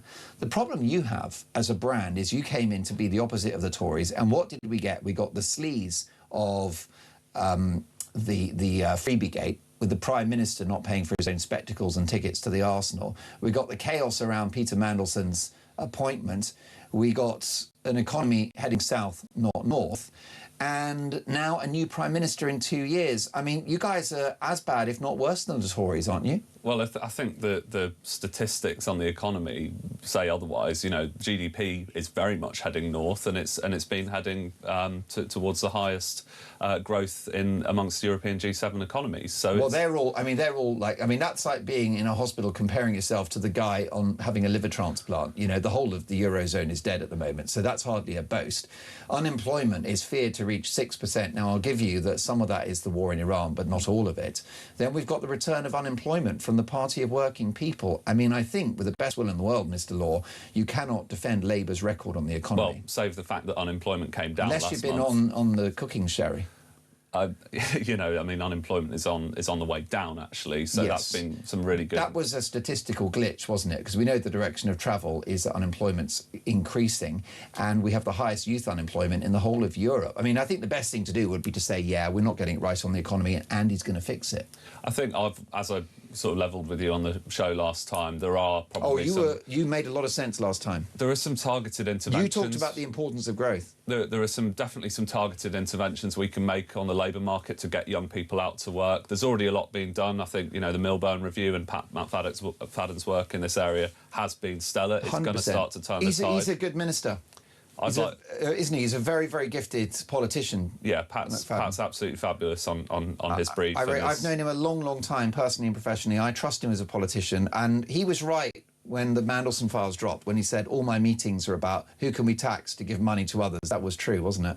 Well, I mean, personally, that's not been my experience of colleagues, but he's obviously had to spend perhaps quite a bit of time with some of the sort of, I guess, agitators that make it difficult for us to do things that, you know, are going to be difficult for some people. The reality is welfare reform does need to happen. I'm glad that when it 100%. Eventually did come through last year that we were able to get some of the changes through that actually just pivot those incentives back towards work and away from welfare. That doesn't mean slashing everything, and that, in a way, was one of the wrong-headed approaches that we've seen under this government. It's not enough listening to backbenchers to just get the balance right. It doesn't have to be kowtow on everything. And one thing I agree, it helps if you strip away political ideology, doesn't it, and just do the right thing for the economy. Like I said, so much doesn't have to be political. And last time you were on, I found myself agreeing with so much of what you said, and the same thing is happening today. And your sincere focus on growth, you actually mean it. It's not a platitude for you, is it? Or a slogan. You genuinely believe in economic growth, because what is that? It's national income that pays for the police and the doctors and the potholes and all the rest of it. Would you accept, just briefly, that we got a Chancellor that doesn't mean it when she says she's going for growth? Well, I think, again, the results that the economy's seen show otherwise. I know people aren't always feeling that. It's been really, really tough. It's been really tough, but the results, again, might speak otherwise, that the Chancellor has delivered growth for the UK. I'm happy to have a debate. With a magnifying glass and an electron microscope. As you say. Zero growth in January. I mean, the trajectory's not great, As you say. Are we celebrating 1% in a year? I mean, seriously. It's really tough for all major European economies, and to come out sort of relatively towards the top of the table is pretty good. Fair enough. Paul Richards, briefly with the clock against us, if you can. Angela Rayner's right. We should have a general election if we're getting a new Prime Minister, shouldn't we? Well, you look at the history of this, Blair, Thatcher, Wilson, Cameron, they all left office during the parliamentary term, and there was not a general election. And there should have been. I agree with Angela. And in our constitution, of course, you don't have to. We pass that power to the Prime Minister to decide when the election is within a 5-year period. And there's nothing that says you have to have an election straight away. And people just need to understand the constitution and understand that we don't elect Prime Ministers in this country. Absolutely. Well, look, I think that's an interesting assessment. Paul, we love having you on the show. Always a treat to see you. And it's been a while. We'll catch up soon. Paul Richards, former Labour Special Advisor, and a very sincere thanks to Noah Law for joining us. A really interesting conversation. And you come into this studio, I think, with a spring in your step. So let's see how things play out politically for this government. Could Andy Burnham be the fresh of breath air the country and the party needs? My thanks to Noah Law MP, who no doubt has a very busy day as the Labour MP for St Austell and Newquay. I should be able to say St Austell because I love their bitter. And I'm not bitter. Folks, do we need a general election? What do you think? Will Andy Burnham be a better Prime Minister if he gets the top job? 7:28, don't go anywhere.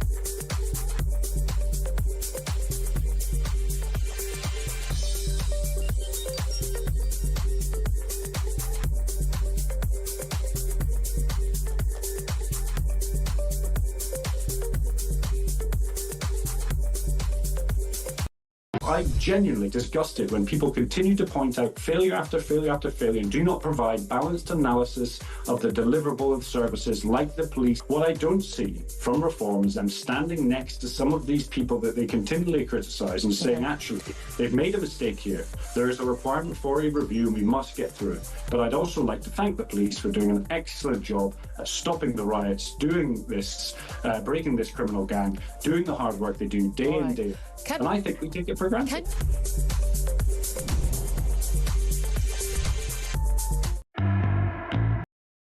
Across the UK, on DAB+, on YouTube, on your mobile, and on your side. This is Talk.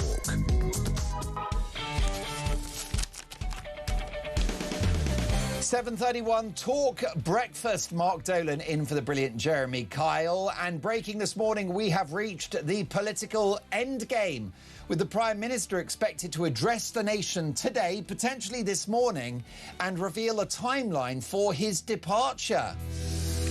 Well, let's get further reaction now. I'm delighted to welcome a very old friend of mine, the former leader of Advance UK, Ben Habib. Good morning, Ben. Good morning, Mark. Wonderful to have you on the show on a very busy Monday morning. Ben, what do you think's going to happen? Do you think the Prime Minister will fall on his sword today? Well, it certainly looks like that. All the mood music coming out of Downing Street and elsewhere, Cabinet colleagues all suggest he's about to go. And it's extraordinary, really, that he hung on for so long against so many valid complaints about his prime ministerial role. And then as soon as Andy Burnham gets elected, he just gives up the ghost and exits. He's not even putting up a fight. But I think it must be that the support around him in his cabinet and elsewhere in the Labour Party must have just evaporated over the last 4 days. Andy Burnham is in, and Andy Burnham is going to take over as Prime Minister. Well, we know, don't we, Ben, when the former Prime Minister Boris Johnson said, when the herd moves, it moves. We appear to have a stampede at the moment of livestock. It does. And therefore, we have the very real prospect of Andy Burnham in number 10. And we just don't know which Andy Burnham we're going to get, do we? Will we get the Blairites, will we get the Brownites, or the Corbynites? Well, it's like the beginning of a Bernard Manning joke, isn't it? I mean, all three of those options are pretty blooming awful, aren't they? They are. Yeah, you know, he's going to be as bad as Starmer, if not worse. His economic policies are absolutely absurd. What he wishes to do is tax this country to the hilt, remove from the fabric of British society all people who actually contribute to the exchequer. He's going to wage a war on wealth, and if that's, you know, what he's been saying to date is to be believed, and that will be a disaster. It is precisely that approach to governance that has landed this country in the trouble in which we now find ourselves. We need a complete change in direction. We need less welfare, less taxes, less regulations, more championing of British industry, and he's going to go the other way. He doesn't think we've got enough socialism. However, we can agree, can't we, Ben, that Andy Burnham is an intelligent man and a shrewd political operator. Are we underestimating him? Is it possible that he presents himself as a big fat lefty, but when he gets into office, in fact, he rows back on net zero, which will please the unions, doubles down on Shabana Mahmood's efforts to double the length of time that you wait before you get indefinite leave to remain, and reduces the welfare budget to support defence? Might this be the salesman Burnham that reassures the left of the party whilst doing the right thing for the country? Is that a conjuring trick that he can pull off? Well, let's hope so. Let's hope he does precisely what you've just described. Of course, Starmer was presented as someone who would be a capable manager of our purse strings. Income tax wouldn't go up. Do you remember? Of course. And he did the opposite. I think one of the things that's taking place in British politics is that the extreme left is now in control. The unions are back in control. What took so many years to break has now been unbroken, if you like. And it's whether or not Andy Burnham has if he has the inclination even, but assuming he has the inclination, whether he has the fortitude to stand up to those forces. You know, when you give in to strikers, when you reward striking, when you take this union shilling, all of that is going to work against the party and party leadership in due course, because they feel emboldened. They think they've got control of you now. And that's the difficulty he's got. He's riding a bull. What do you think the country will look like by the time of the next general election, Ben Habib, if Andy Burnham becomes Prime Minister? Where do you think we will be in 2.5 to 3 years' time? Well, we're heading for a financial crisis. We've got a demographic crisis anyway. We've got mass immigration, mass unemployment. And let's be clear about that. They talk about unemployment being 1.5 million people. That's not right. There are 8 million people surviving on universal credit to some extent or another. 4 million people not even looking for a job don't make it into the unemployment statistics. So we've got a massive problem with our employment. We've got massive problem with our rate of demographic change in this country and effectively importing a third world form of economy. And then, of course, we've got massive problems with our fiscal status. We've got national debt at a post-World War II height and rising. We've got taxes at a post-World War II high and rising. We've got national debt ballooning, as I say, and there's no program to bring this under control. People say the IMF may step in and then, the UK will be required to adopt some more fiscally prudent policies. The IMF can't rescue the United Kingdom. No balance sheet in the world is big enough now to rescue the United Kingdom. Our balance sheet is out of control. We have to do it ourselves. And it's whether or not this guy and his fellow cabinet ministers have the inclination, as I say, and then the wherewithal to do it. Yes, the UK borrowed £23.3 billion in May, I think 30% higher than last year, and £5 billion higher than the forecast from the Office for Budget Responsibility. We really are heading, aren't we, for virtual bankruptcy. It's a real worry, it's a real concern. What about this possibility that Burnham tears up the commitment not to raise income tax? Well, he's going to, if he sticks to the ideology of borrow, tax and spend, and that state intervention can fix all the problems of the United Kingdom, if that's the ideology to which he wishes to stick, then of course he's going to have to give up manifesto pledges like income tax. I mean, in effect, Starmer gave that up when he increased employers' national insurance contribution. It was the same thing as increasing tax on employment, income tax. He just, hid it or tried to hide it. But he's bound to go in that direction unless he changes his political philosophy. And as I say, what we need is a reversal in political philosophy. We need to recognize that it's the hard work of the working middle classes, small, medium-sized businesses, entrepreneurs in this country that propel this country forward. It's not government intervention. Government intervention has singularly failed to really put this country on a proper path. And of course, then there's the whole net zero agenda, which needs to be grappled with, which is so undermining British industry and our ability to make ends meet. Ben, briefly, if you can, I don't know about you, I'm sick of these political grifters becoming Prime Minister and running the country. People that don't have a plan or an ideology, they just want the job. Boris Johnson, Keir Starmer and likely Andy Burnham. I mean, seriously, Ben, do me a favour. Could the real Andy Burnham please stand up? We don't know what kind of Prime Minister Andy Burnham is going to be. And the reason why, Ben, is because he doesn't know. Yeah, well, it's a very powerful He hasn't decided who Andy Burnham is yet. No, you're very on the nail, if I may say so. He's being anointed as Prime Minister without having been in government for the last 10 years. He's been off in Manchester as a mayor doing local government, and he's being elevated. Someone had to stand aside for him to become an MP. He then becomes an MP, and within 5 seconds flat, he's Prime Minister. This is not democracy. A real democracy, as you indicate, Mark, is one where someone has a political philosophy, says it loud and clear what it is they wish to do, and then and tries to lead the British people in that direction, and then relies on the British people for their support for that direction of travel. We haven't had a Prime Minister like that I think since Maggie, frankly. I can't think of a Prime Minister who's told the truth about their political philosophy.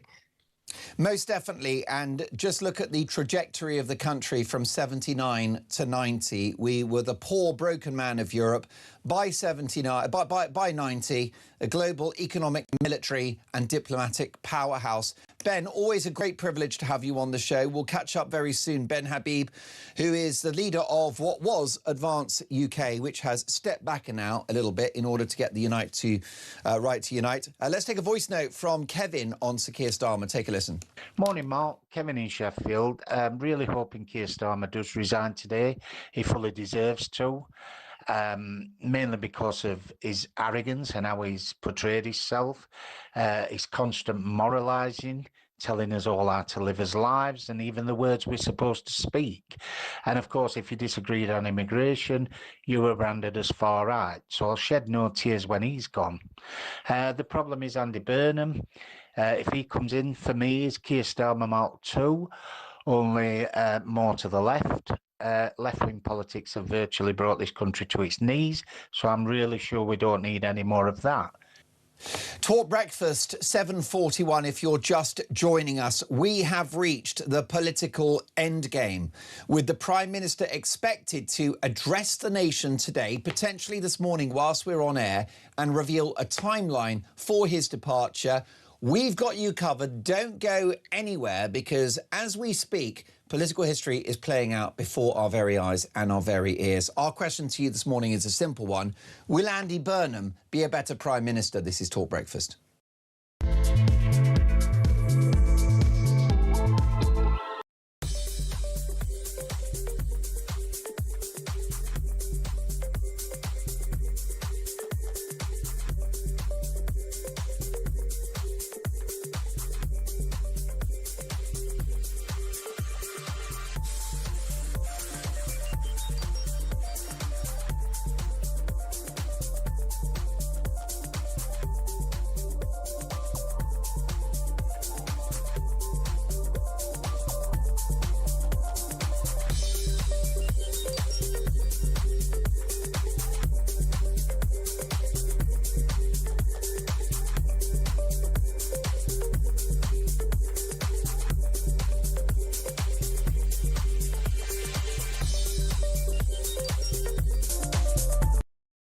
across the UK, on DAB+, on YouTube, on your mobile, and on your side.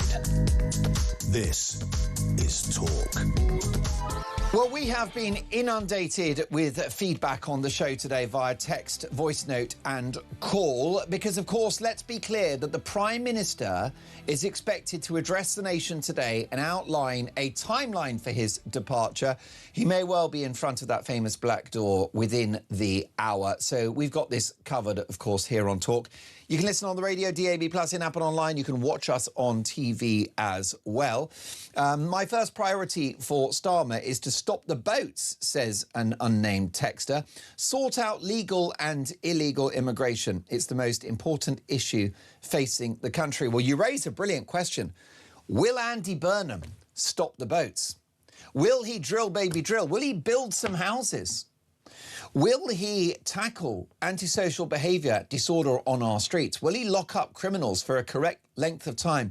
Will he reverse Starmer's plans to scrap jury trials? Will he do the right thing? Will he be better than Starmer? Let me know what you think. 0344 499 1000. Paul says, Britain is no longer our country. It's a Labour regime. The people must do as they say. If Burnham just walks into number 10, I don't think the country will take it. What I will say to you, Paul, is I think the honeymoon will be very, very brief. I think it'll be shorter, Mark Gale, than one of Katie Price's honeymoons. And they're very short.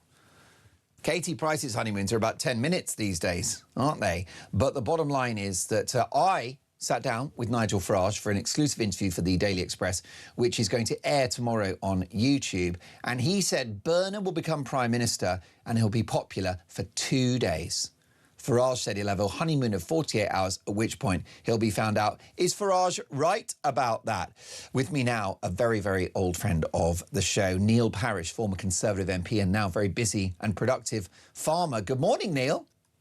Good morning, Mark. I like your analogy about the stampede of the cattle because I know all of it. Well, indeed. That rings very true for you as a very, very busy man of the land. So, Neil, where are we at today? Do you expect the Prime Minister to resign? I think as the quote goes, we are deafened by silence, aren't we? And I think the fact we've heard nothing over the last 24 hours or so from the Prime Minister, from Keir Starmer. I think it's inevitable. It is a stampede of MPs and ministers that have said, you know, as soon as they see some... I mean, politics, raw politics, and we are down to raw politics now, is about they want to back a winner, and they unfortunately see Starmer as a loser. And you know, that is the blunt truth, and so they will change leader. I agree with you and Ben as well before that, you know, it's the economy that matters and it's everything that's going wrong, and I don't think Burnham will fix it. But I think, you know, this idea that Burnham needs excuse me, 2 or 3 months to come up with policy when he's been trying to get a by-election, you know, for months. For goodness sake, if you want to be Prime Minister, you need to come in and know what you're doing and take it over immediately, because in political terms, you just can't leave, you know, one Prime Minister in, you know, running the country when another one coming in, say, in September, because in practice, in political terms, it's just untenable. Nobody takes any notice of the Prime Minister that's in office because they're waiting for the next one, and all the time they'll be asking, oh, what will Andy do? And it'll be absolute chaos. But I watch with great interest, Mark. Are we underestimating the intelligence and political nous of Andy Burnham? Might he do a better job than we fear? I think he will do a better job than some of us, you know, and some pundits say. I think the problem he's got is the Labour Party, because you see, they have They have moved very much to the left. Now, if Andy wants to go to be really left-wing, more taxes, certainly if he wants to raise income tax, well, at that stage, you have to say there needs to be a general election, because that was not part of the original manifesto of the Labour Party when Starmer got in. And so it'll be interesting to see, because you see, my view is I don't agree with socialism, but I think if you are going to sort of come in and be a radical prime minister, then probably he will move to the left. But I think it won't work. And I think the trouble is, if he doesn't move to the left, then his MPs in Parliament know through Starmer that they can bring their prime minister to heel, if you like, to use a farming technology. And that is where I think it's all going. But I mean, he is a personable man. He has intelligence. He is. I mean, I know Andy. I knew him in Parliament before he left, and he was always very pleasant. And so, therefore, personality-wise, I think he will do very well. The problem is we're, you know, as Ben said, we are up to our ears in debt. We are not raising enough money. We're taxing too much. Business is shrinking and unemployment is going up. And so he doesn't come in, does he, in the most auspicious of places. And so it's going to be fascinating to see how he gets on. And I'm also fascinated as how the Labour Party are going to hand over from one leader to another. Well, it's fascinating, as you say. And looking at Burnham, I mean, you know the guy, and clearly he's a shrewd political operator, a better communicator than Sir Keir Starmer. And he's got the mother of all jobs when it comes to illegal immigration, the economy. I mean, it's not a job that anyone would really want, is it, Neil? Not really. And I think you find, I think everybody, of course, probably in politics aspires, or many do, if you're in the House of Commons, to become Prime Minister. I'm not absolutely convinced when you get it, can you do so much with it as you think you're going to. Naturally, Andy has great aspirations to go for it, and good luck to him.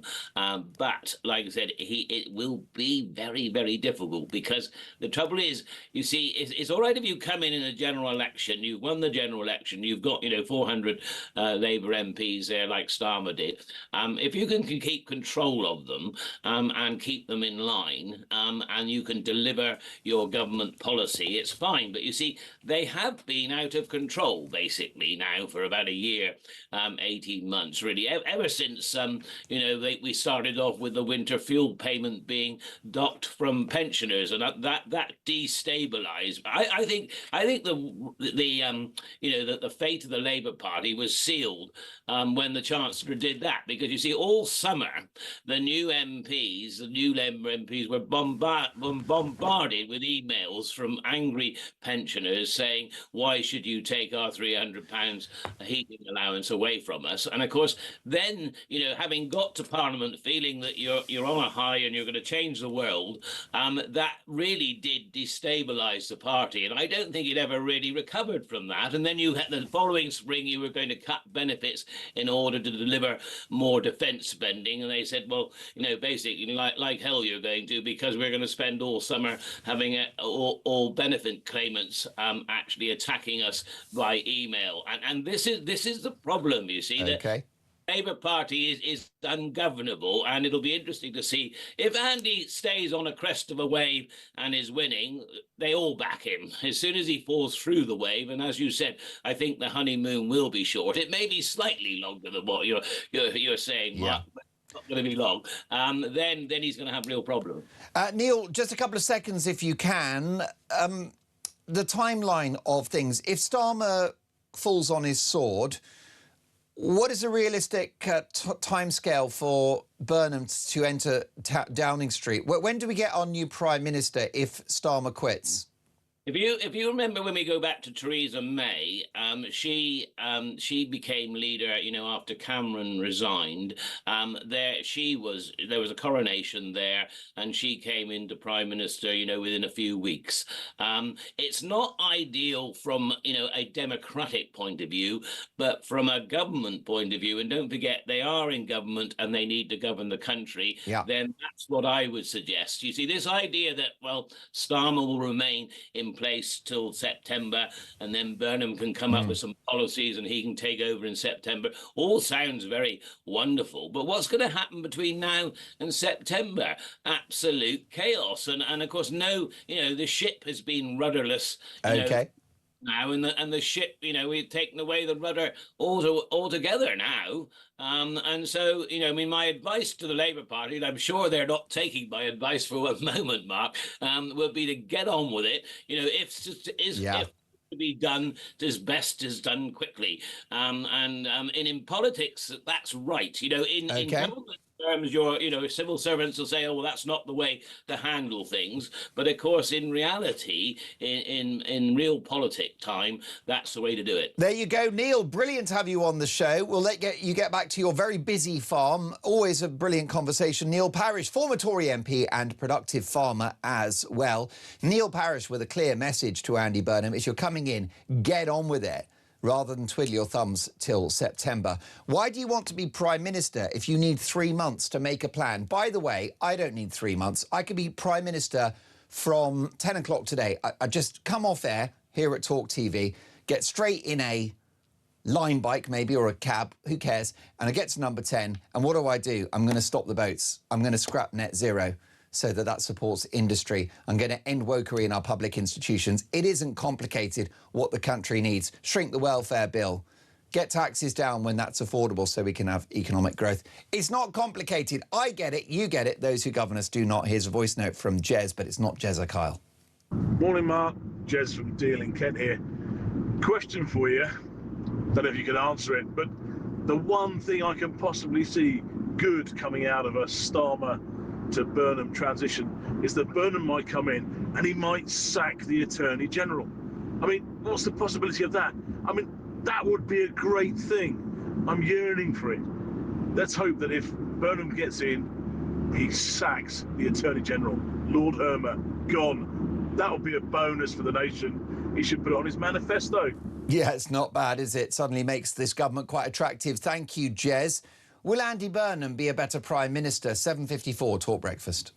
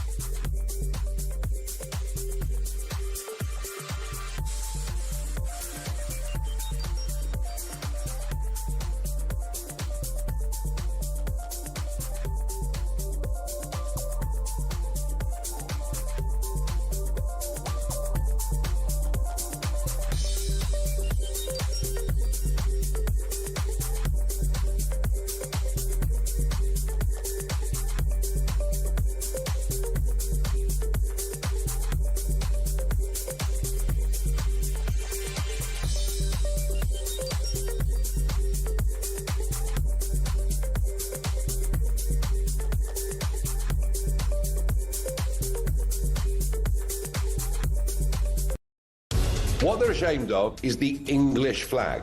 Scottish flag, fine. Welsh flag, fine. Irish, everything like that's marvellous. But no. We can't be English. And this has been going on for a long, long time. He would be Prime Minister of the most toxic political brand in the country at the moment, which is Labour. And that is what we will be battling against. Our Prime Minister is allegedly attacked by another nation and nothing is said. This is a reminder that Russia regards the United Kingdom as a hostile power. Across the UK, on DAB+, on YouTube, on your mobile, and on your side. This is Talk.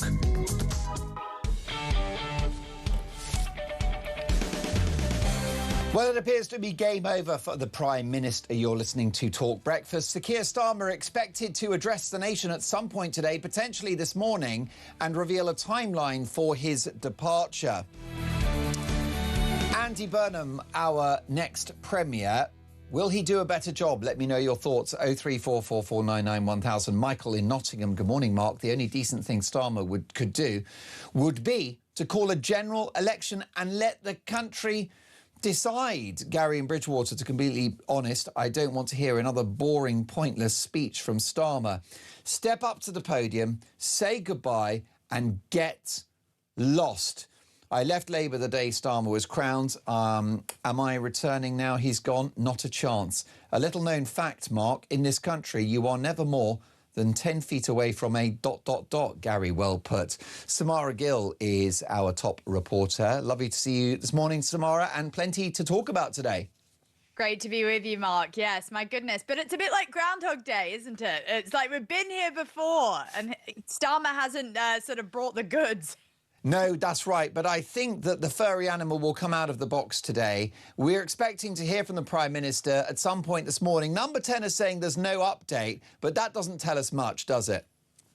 Yeah, they haven't been telling us much at all in general. You know, since Makerfield, they've been saying, oh, Starmer's up in checkers, he's deciding his future, he's weighing up the plans. I think there's only one plan and one future that should be considered, and that's resigning. And I think that looking at all the politicians that did the media rounds over the weekends, looking at all the different leaks from every which direction, this will be a resignation. But you do never know with Starmer because he's survived riots, rebellions, collapsing poll numbers, 1,400 council seats lost at the local elections, not to mention all the Mandelson drama. And yet what may finally finish him is a man from Manchester called Andy Burnham. So who knows? This is the ludicrousy of British politics. But in some way, I think it really is time for a change in leadership. I think he's completely run his course. I completely agree. Normally, you've seen prime ministers remain in post because of the absence of an obvious candidate around which the party can unite. Well, now we've got one with lovely eyebrows, jet black hair and a good line in suits.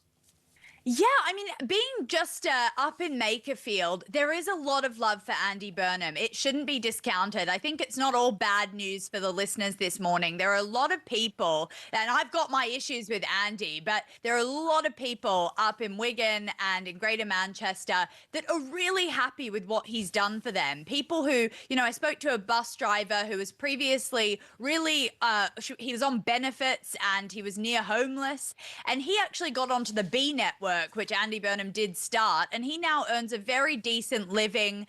He retrained, he reskilled, and he was really happy with it all. And this is someone who was actually quite conservative beforehand, but was quite happy with the policies. That being said, Andy has had a very easy job being mayor in the past couple of years. Manchester's received a lot of investment from China, which he's kind of taken credit for and said that he's reinvigorated the region. The fact of the matter is that he's actually quite untested, and this was an election in a very, very small area that does not represent Britain really at all. And we need to think about, do we even know what Andy's position is on Israel-Palestine? Do we know that? Well, you know, we don't, although I doubt it's particularly supportive of Tel Aviv. Briefly, Samara, and I know you're going to be doing so much reporting today, it's going to be a very, very busy day as we likely see the resignation of a Prime Minister.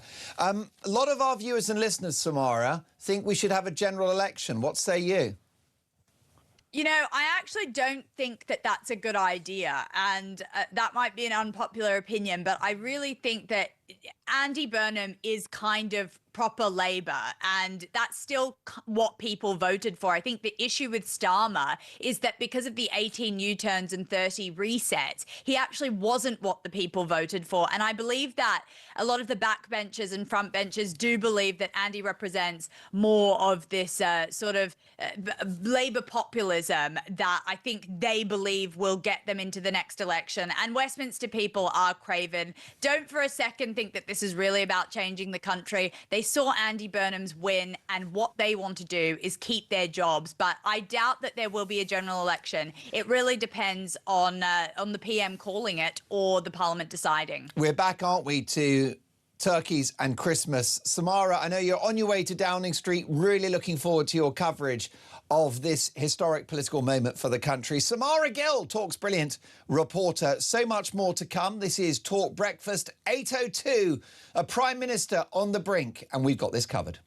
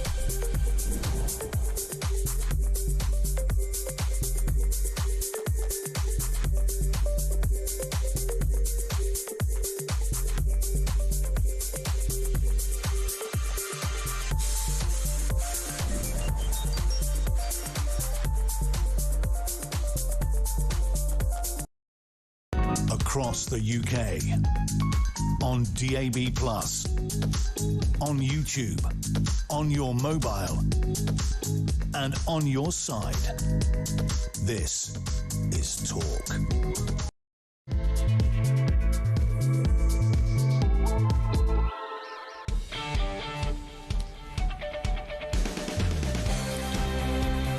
Five minutes past 8, Mark Dolan in for the brilliant Jeremy Kyle on a very significant day politically. Breaking this morning, we have reached the end game with the Prime Minister expected to address the nation today. I believe that we've got a live shot of Downing Street. Let's go there right now. Well, there it is, that famous black door. We're expecting to hear from the Prime Minister at some point this morning or early lunchtime. Now, they were saying as early as 8 a.m. Number 10 have revealed there is no update on the Prime Minister's future. But from press reports over the weekend and our political insiders, it's become abundantly clear that the fat lady has sung, that Starmer's goose is cooked, that he is a stuffed political turkey. But what about the country? Our question this morning is a simple one. If Andy Burnham becomes a Prime Minister, will he do a better job? Will he be an improvement? Do you have any hope or faith in Andy Burnham to turn things around? 0344 499 1000. Text the word talk in your message to 87222. Leave us a voice note and let's talk. So, a day of political drama. Don't go anywhere else. We've got you covered. We're going to get reaction from across the political spectrum and from the biggest names in journalism, including a very good friend of the show, Brendan O'Neill, chief political writer at Spiked Online and host of the hit political talk show, The Brendan O'Neill Show. Good morning, Brendan. Hi, Mark. How's it going? I'm very well. Good to see you. We don't know what kind of Prime Minister Andy Burnham is going to be because Andy Burnham doesn't know.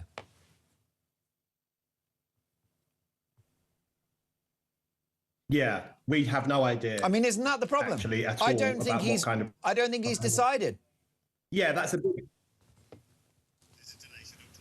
It's a big problem, huge problem. We have no idea what he stands for, really. He changes his policies all the time. He's a U-turner as well. Let's not forget that. The thing that worries me about Andy Burnham is that he seems to me to be an invention of the media. You know, there is no mass movement on the street saying, make Andy Prime Minister. Even, you know, the idea that he will just be crowned as Prime Minister, won't even have a leadership contest. This smacks of a coup. This looks like a coup, a man sweeping into Downing Street and saying, I'm taking over, I'll be better. I just feel like he's been blown up by the media. They treat him as some kind of great savior of British politics. There's no proof of that whatsoever. So I think people who think the country will improve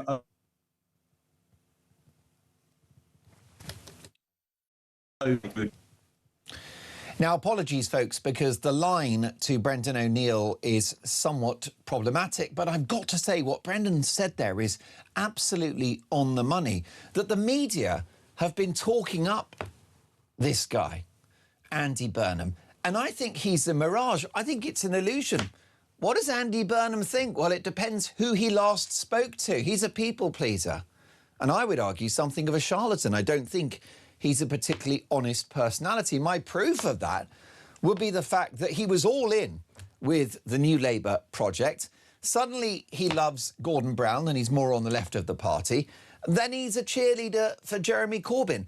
And I think the reason why we should be very, very concerned is that there are figures on the hard left of the Labour Party like Clive Lewis, who was a big Corbyn supporter, Rachel Maskell, and, of course, John McDonnell, who was Jeremy Corbyn's shadow chancellor. These are the people that are backing Burnham. Now, if he gets into power and decides that he's going to reduce the welfare budget in order to secure the defence of this country, they're going to kick off. I think this has the makings of a civil war within the governing party of this country.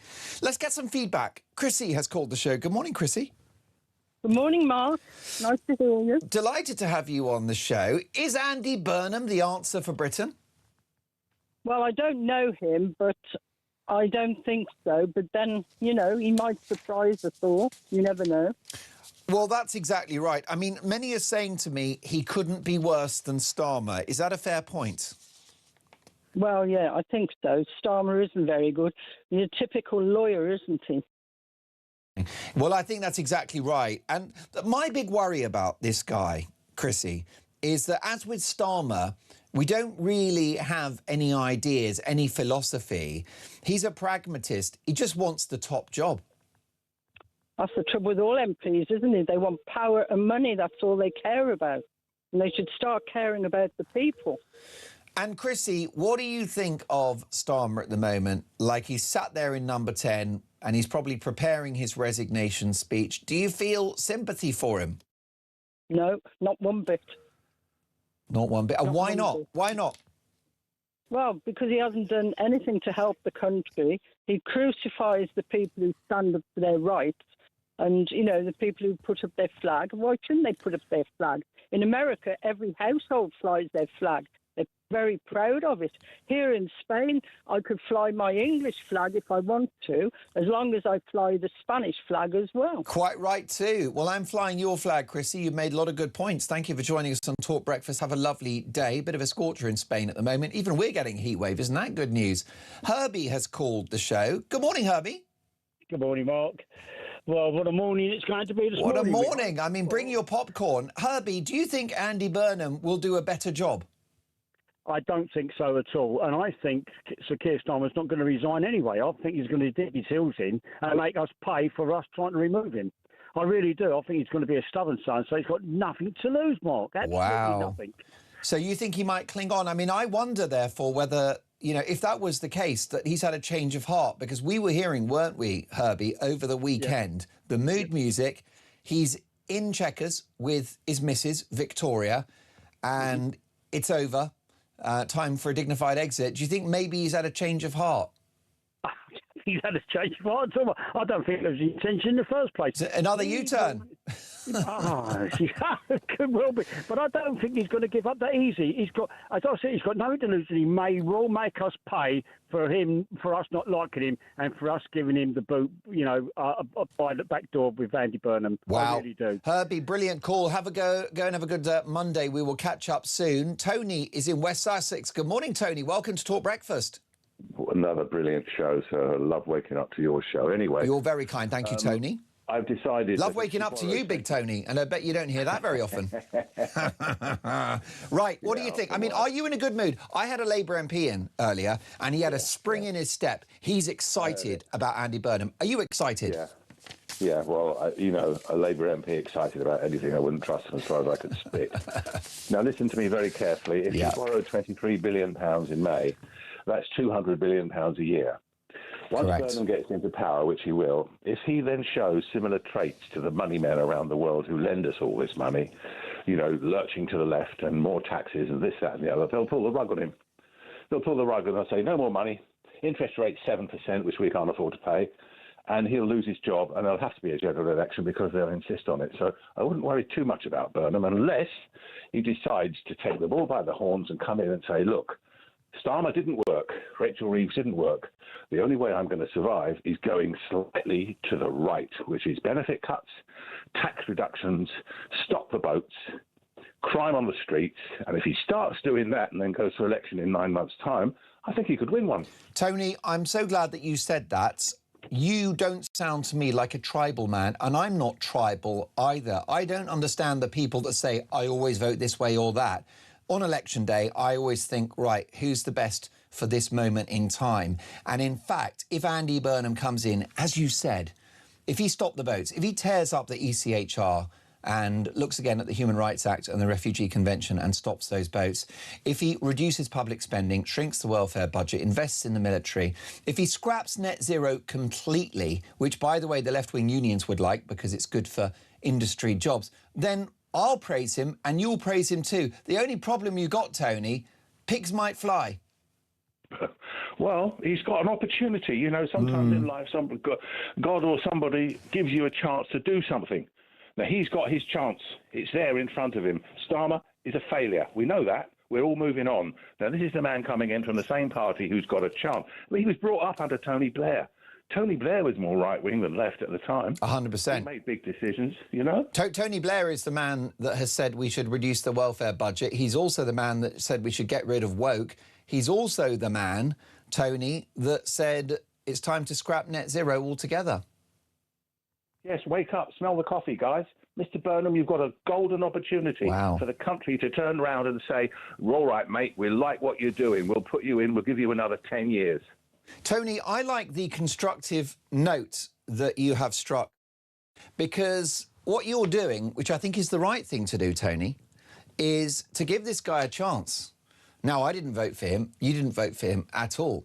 But if he gets into number 10 and pretends to be left-wing in order to con those Labour backbenchers, pretend to be left-wing, wear a rainbow badge and talk about socialism, and then if he actually gets in and does the right thing, as Tony outlined, then more power to him. Problem is, folks, I won't hold my breath. All we are saying is give Burnham a chance. What do you think? Will he be a better Prime Minister than the one we've got? 8:16, Talk Breakfast, some very big political names coming.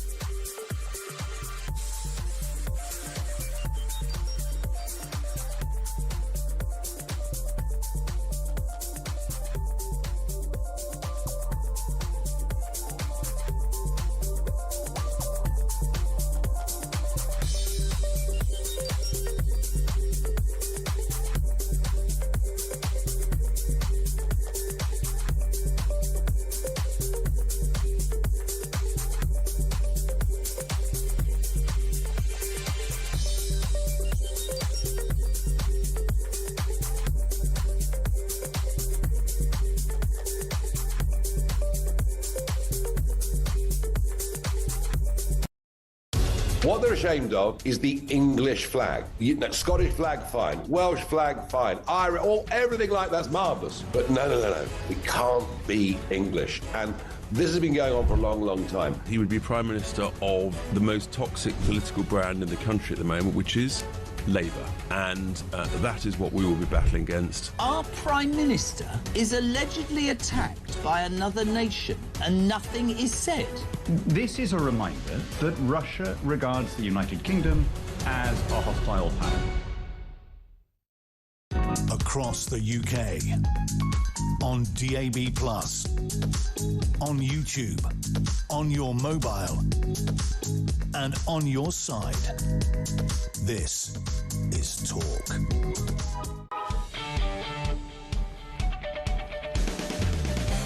$8.19 Talk Breakfast, and political history is playing out before our very eyes and ears as we expect a statement from the Prime Minister in Downing Street at some point today. We're hearing he will resign and establish some kind of orderly transition for Andy Burnham to become our next Prime Minister. But is he the answer? Let's take a voice note on this very subject. Here is Nigel. Take a listen. So here's my prediction that I don't think many people are making. I think Andy Burnham will call a snap general election, and he'll do it really quickly. And here's why. Burnham will never be more popular than he is right now. He's reached the top job without announcing a single costed policy. It's all platitude. He'll look after the farmers, look after the pensioners, look after everybody. And not one of the friendly broadcasters has yet asked him how he's going to pay for any of it. So while the illusion holds, the maths work for him. The right vote is split between Reform, Reclaim and the Tories. And the BBC spent the last few weeks damaging Reform with the Question Time stitch-up and the way they twisted Farage's cold rage line. So put a media honeymoon for Burnham on top of a split right and he just gets it over the line. Nigel, what a brilliant voice note. And I'll give you my reaction. I completely agree with you. I think there is a solid chance that Burnham goes straight to the country. As you've said, he is going to be provably more popular in September or October of this year than he will next February, next May, and the years ahead. I mean, by the end of this Parliament, no Labour Prime Minister can win. But he can use the Burnham bounce, and I think there's a chance he will. And what he can do is he can make a speech, Nigel, and he can say, look, a lot of you are arguing that I don't have a mandate, that no one voted for me. And do you know something? You're absolutely right. I have no mandate, which is why I'm calling a general election. Will he do it, Nigel? I think there's a split. I think it'll be the right thing to do. He gets his mandate. He can have his manifesto pledges. And I think, like you said, he wins by a whisker. He'll lose Labour seats, but possibly a majority, or at least a hung parliament in which Labour is the biggest party, at which point he gets 5 years. I think there is the flip side to that. If Andy Burnham is just a shallow, ambitious man that wants the top job, then he'll take the 3 years and then he's part of history. And who knows where we go after that. But look, keep those opinions coming. Do you think we'll get a snap election? And what about Burnham? Will he be a better Prime Minister than the incumbent? Delighted to welcome Amir Kotecha now, CEO of the Centre for Government Reform. Lovely to see you, Amir. Hi, Mark. And the instruments of government will be freaking out right now, won't they? Because the bureaucracy, the civil service, they don't like change. Yeah, I think that's right, Mark. I mean, I remember I was at the gates of the Foreign Office just a few meters from the door of number 10 when Cameron resigned. And now these things are becoming more frequent, right? We're frequently seeing prime ministers not seeing out their full term. I think, frankly, in Starmer's case, he's only got himself to blame. I mean, you know, he came in with absolutely no plan. He had 4 years, by the way. People often forget this. 4 years as leader of the opposition. Correct. Care for government, and doesn't seem to have done anything at all in that time at all. So came without any idea whatsoever about what he wanted to achieve, save a bit of vindictive class warfare. And so he's only got himself to blame. But you're right that the machine, the blob, they don't like this because it does cause a certain amount of instability. Well, you're so right. And many might argue that it's a platitude to say that he had no plan. He, of course, would challenge that. But we have the evidence, don't we? Upwards of 20 U-turns. If you have that many U-turns, a plan you did not have. Yeah, I think that's right. And I think really it's unforgivable. I mean, the Labour Party had 14 years to prepare for this.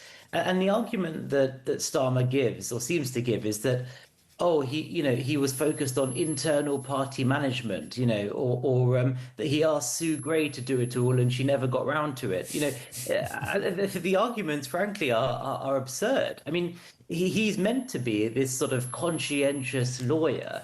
And so I think the one thing that the public probably expected is that he would do his preparatory work and actually do a bit of prep for office. But it doesn't seem to be the case that he did. And I don't know why, frankly. Well, you're so right, because his brand before the election was to be the grown-up in the room, a boring pen pusher. We've had enough of big personalities like Boris Johnson. It's time for someone that loves the red box, loves the detail, loves a spreadsheet. Well, if we look at the circumstances around the appointment of Peter Mandelson, that was chaotic and improper.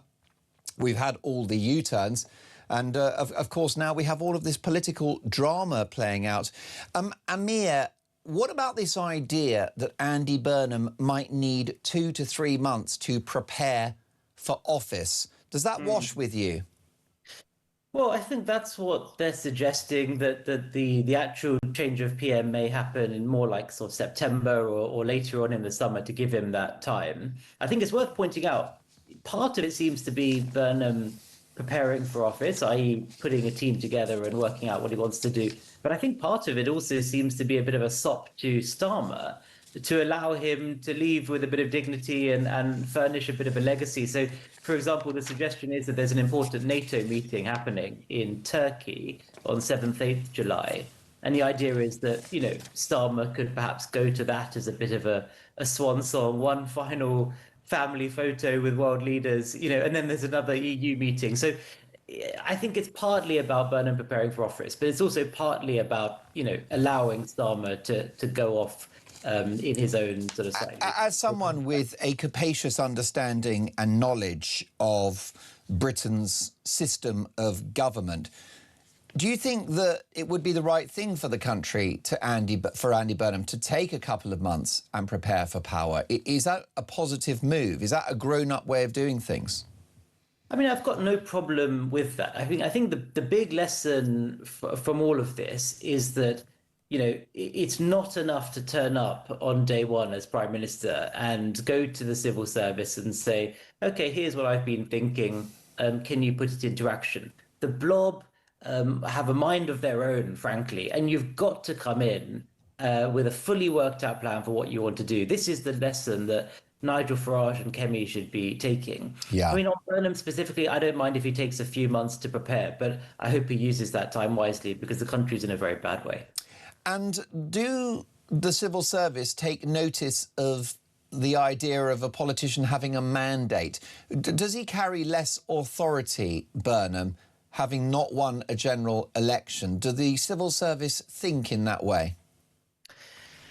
To some extent. I mean, the most important thing, I think, for the civil service is that they think that the person is going to be there for a significant period of time. I mean, if the civil service think that, they'll be there today, gone tomorrow, then that really does impact your authority and your ability to get things done. I mean, if they think that actually Burnham has got 2-3 years, then I think he'll be okay, right? Even without a mandate of his own. But I think, I saw when the civil service were head over heels, frankly, when the Labour government came in, because they thought, finally, we've got a period of stability. And, well, it hasn't really worked out that way. We're seeing just as much instability as we did during the Tory years. Let me put this excellent text to you that's come into the show, Amir, and it's from Dave in South Gloucestershire. Good morning, Dave. Mark, give Burnham a chance. Well, we gave Blair a chance and he gave us most of the ills we're now suffering through his legacy, and even he recognises the problems that he's the architect of. We gave Boris a chance. The only person who was never given a chance was Liz Truss. We've given chances to so many establishment politicians and parties that we now need to show these charlatans, your correct description, that their time of empty promises, excuses and selling us down the river for their personal ambitions and gain is now over. Dave raises a good point, doesn't he, that you've got these figures that don't seem to have much of an ideology, like Keir Starmer, who seem to fare better within government than, let's say, people with big ideas like Liz Truss or potentially Nigel Farage. Yes, I think that's right. I mean, and this is the whole criticism of, you know, the established orthodoxy or the uniparty sort of consensus, right? If you come in, you know, sort of not sort of with few ideas of your own, and essentially let the civil service carry on running things as before, you're sort of okay. And if, you know, if you come in with plans to really shake things up, like Truss did, the machine can quickly chew you up and spit you out, right? And I think this is a real problem. It just sort of speaks to my point before, Mark, about preparing for office. So for example, you know, if you pre-draft some legislation before coming in and you present that to the civil service and say, that is what I've got a mandate for from the public, that is what you need to deliver, for example, on, you know, immigration or whatever, then it enables you to wield a power over the civil service that I think others like Truss lacked. So, but you're right, absolutely. I mean, there is a problem here where, you know, politicians with big ideas, which is what we should have, tend to struggle to implement them. Even Mrs. Thatcher back in the day, who had to battle an internal war in her party with the so-called Tory Wets. The definitive book about Margaret Thatcher by Hugo Young was called One of Us, because in every meeting she would say, is so-and-so one of us?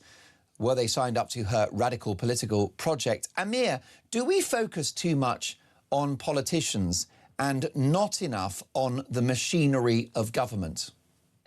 Well, yes, in short, I think we do. I mean, this is why since leaving, I mean, I did 11 years in government in the Foreign Office, and since leaving, I've been focusing on the machine because politicians, Amir, are only half the story.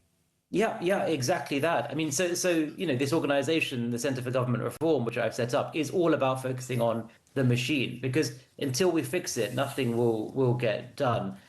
So the mandarins, they wield a huge amount of power, which often is not recognised. I mean, Dominic Cummings has been talking about this for a very long time. It's absolutely key that our politicians get a grip on it. What would that reform look like? Would you go down the route of senior civil servants who are political appointments so that things can get done? Would you go down that route? I would, yes, and I think there's nothing wrong with that at all. I mean, we do need very, very talented FTSE 100 CEOs or tech entrepreneurs, or even perhaps you know, retired generals. I think we need these sorts of people to come into the government and to be senior civil servants, to be permanent secretaries. You know, that's not to say we need to get rid of every single senior civil servant in the land, right? There's plenty with institutional memory and certain expertise. But I do think we need an influx of talent, yes, from the outside. And so I think the crucial thing now is to find those people, right? I think Reform have now said they will bring in outsiders to be permanent secretaries in significant numbers. I think the Tories have been a bit less explicit about it, but fundamentally believe the same thing.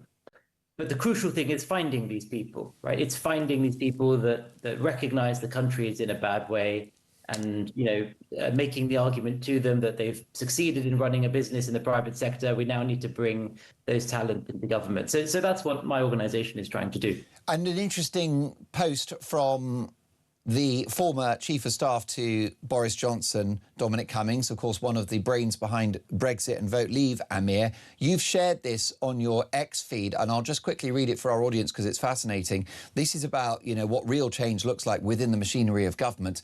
Dominic Cummings has said what the establishment, what the bureaucracy are terrified of is Nigel Farage doing some kind of Doge type thing and saying, right, I'm going to bring in 20 hotshots, fire all the permanent secretaries, put them in charge of this, use the actual powers of the Prime Minister, close departments, fire people, and then pass a whole series of primary legislation, repeal the Human Rights Act, repeal the Equalities Act, reform how judicial review works, bin the Climate Change Act. He said you go through 15 things, you whack them all in year one with primary legislation. He goes on to say, if you have an actual serious list of those things, the right way to do it will be that you draft all this legislation in opposition, you make the case in the election, in the manifesto, you win on Thursday, and on Monday morning, it goes into law.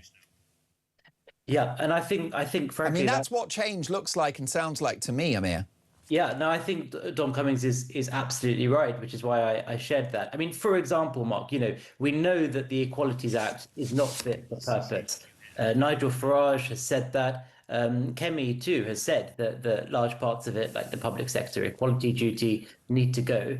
But the thing is, someone needs to draft what's going to replace it, right? So that's, again, the sort of thing that my organisation is trying to do. Let's actually pre-draft some of this legislation so that a Farage government or a Kemi government, whoever it is, can come in on day one and hand that to the Cabinet Secretary and say, get it done.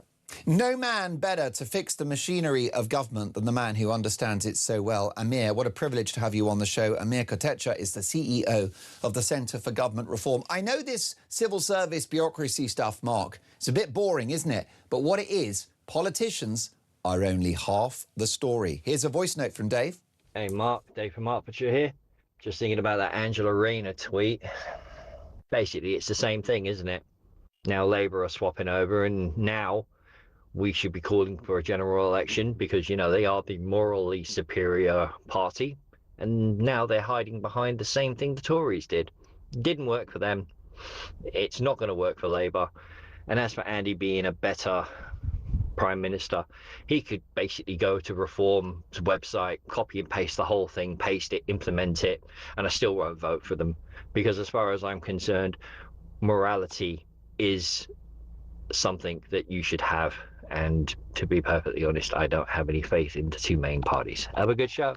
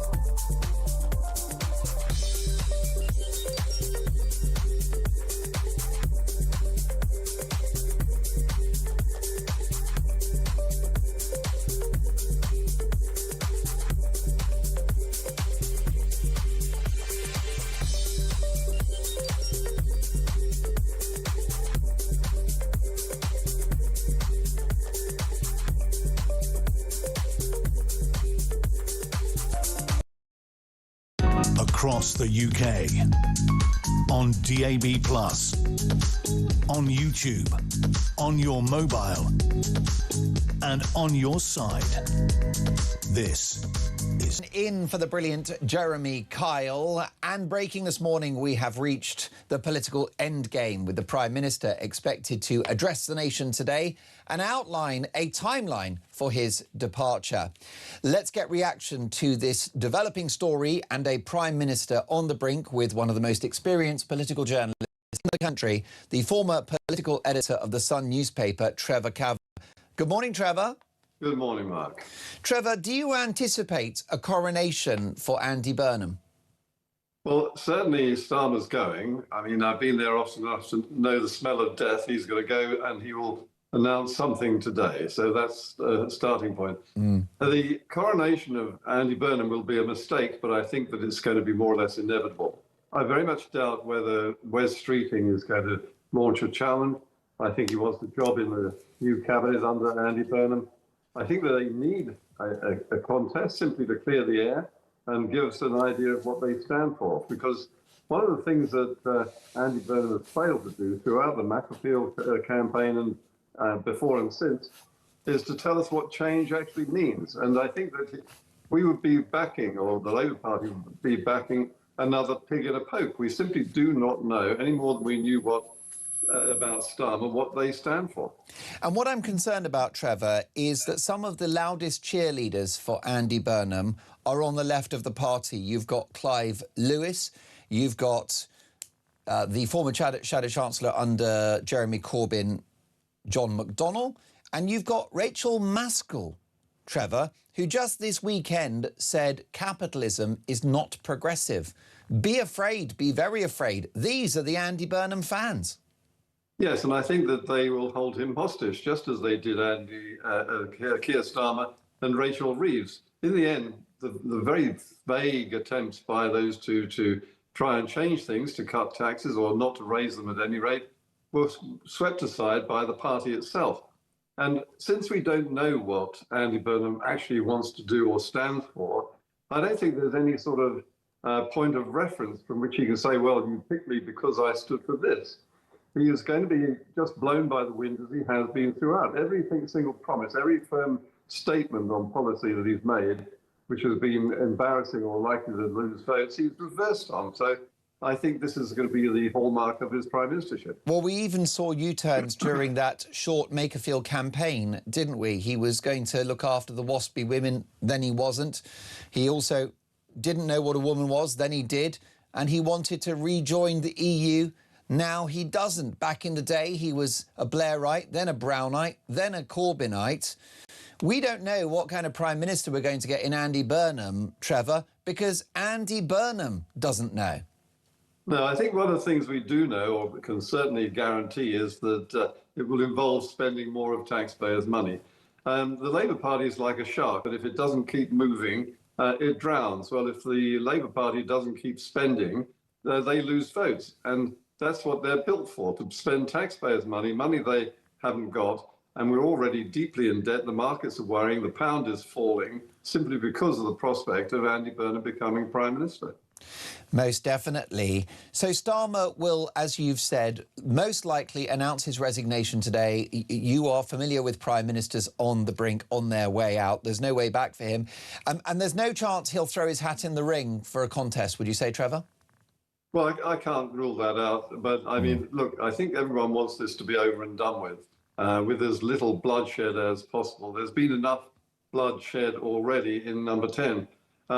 But on the other hand, I think the electorate is going to be very disappointed within days of an Andy Burnham premiership, even if he doesn't take the reins of power immediately. The idea of Keir Starmer, for instance, carrying on as a caretaker prime minister until September just doesn't bear scrutiny. And you can't have basically a power vacuum at the top of government. Decisions have to be made on a daily basis. Keir Starmer is no longer in a position to make those decisions, and nor is Andy Burnham. What we really need is a general election, and I think that's going to be a growing groundswell of opinion among the public that we are not prepared to take this anymore. Well, I know that the vast majority of my viewers and listeners, based upon the calls, the texts and the voice notes, Trevor, do want a general election. It's also the view of Angela Rayner, who in 2022 celebrated the arrival of Rishi Sunak in number 10 with a request for a general election. Of course, it's not going to happen, is it? Unless, of course, Trevor, Andy Burnham makes a calculation that his best move would be to capitalise on a Burnham bounce, go to the country and bag himself both a mandate and 5 years. Is there any chance that Burnham might do that? Well, I think he will be considering this. I mean, the Burnham bounce, as far as I can see, hasn't yet arrived, even though Starmer is almost on the verge of walking out of the door. But say, for instance, he comes in as Prime Minister, announces a few policies which are going to go down well with the Labour left, which raise the Labour Party's ratings in the polls. I think he will be severely tempted, because this may well be the first and only chance that he's going to have as Prime Minister of at least holding on to some seats, because otherwise the Labour Party is going to be decimated in the next general election. But that in itself is also a restriction on Andy Burnham, because the Labour Party doesn't want to, the Labour MPs don't want to lose their jobs, and they will in their scores in a general election, no matter who wins it. Most definitely. Trevor, you have written about Brexit in The Sun today. Of course, we are approaching the 10-year anniversary of this iconic plebiscite, the biggest democratic vote in the history of this country. What's your appraisal of Brexit 10 years on, Trevor? Well, I think that the consensus is that the opportunities we got and still have and can still use have been wasted so far. But I think that the idea that it was a complete failure is rubbish. I think that it was the most important decision that we've taken in the last, since the war, in terms of recapturing our freedom as a sovereign nation state to make our own decisions on our economy, on everything else, including defense. And the simple fact that we haven't made the best of it, especially under this government, doesn't mean it was the wrong decision. It was the right decision, and we've left what is a wallowing sort of pseudo-empire, a socialist continent, which is run by bureaucrats and people who are actually failed ex-politicians. Why should we be taking rules and regulations from them when we can make our own mistakes? Trevor, it's always a great privilege to have you on the show, and it's a fascinating piece in The Sun newspaper on the subject of Brexit. My thanks to Trevor Kavanagh, the former political editor of The Sun newspaper. Well, on the subject of Brexit, I sat down with Nigel Farage for half a day last week in anticipation of this Brexit anniversary, and that interview drops on the Daily Expresso website on YouTube tomorrow, and I think you'll find it a fascinating watch. Speaking of fascinating, I'm delighted now to head over to, I think, Westminster and the Shadow Chancellor of the Duchy of Lancaster, Alex Burghardt, MP. Mr. Burghardt, thank you so much for joining us. Good morning. What a hot mess we're seeing at the heart of government today. Yeah, everything's hot today, isn't it? You know, the heat wave and the torching of Keir Starmer, and it looks like in a few hours he's going to be toast. I think not a moment too soon. And I've been saying for months that his authority was gone, that whatever plan or imitation of a plan he had when he entered Downing Street less than 2 years ago has gone up in smoke, clearly hadn't worked at all, and he's lost the authority within his party, which means that he can't continue. And so if it's going to be done, it's best that it's done quickly. Most notably, the issue we have now is whether he resigns, and we are expecting, as you've said also from your response there, Alex, that he will likely fall on his sword. If Andy Burnham becomes Prime Minister, Mr. Burghardt, do you think we need a general election? Look, I'd love it if we had a chance to get rid of this Labour government, but I don't think we will. I think they're going to try and cling on to power. I don't think if they called an election, actually, it would blow up in their faces quite quickly, because I think the public would rightly say, hang on, you've got the largest majority imaginable. Why on earth are you asking us for a vote again? I also think Andy Burnham doesn't know what he wants to do, so he wouldn't be able to put together a manifesto that was worth the paper it was written on.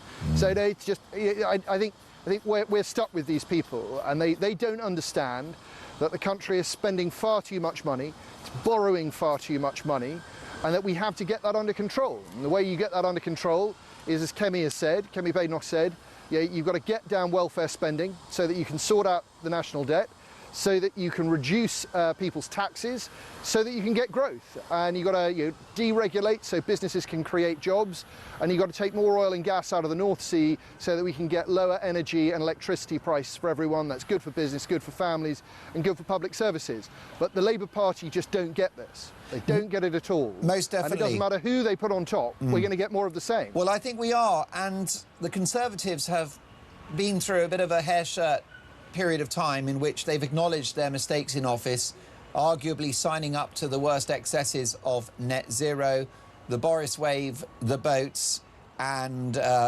one or two other sort of policy areas that have impacted the country. But things have got noticeably worse since the Tories exited power. Absolutely. That's right. And yeah, Keir Starmer has failed. He doesn't understand what the root causes of the country's problems are. And the Conservatives are under new management. You know, that Kemi Badenoch is that straight-talking, honest, deep-thinking politician that the country needs.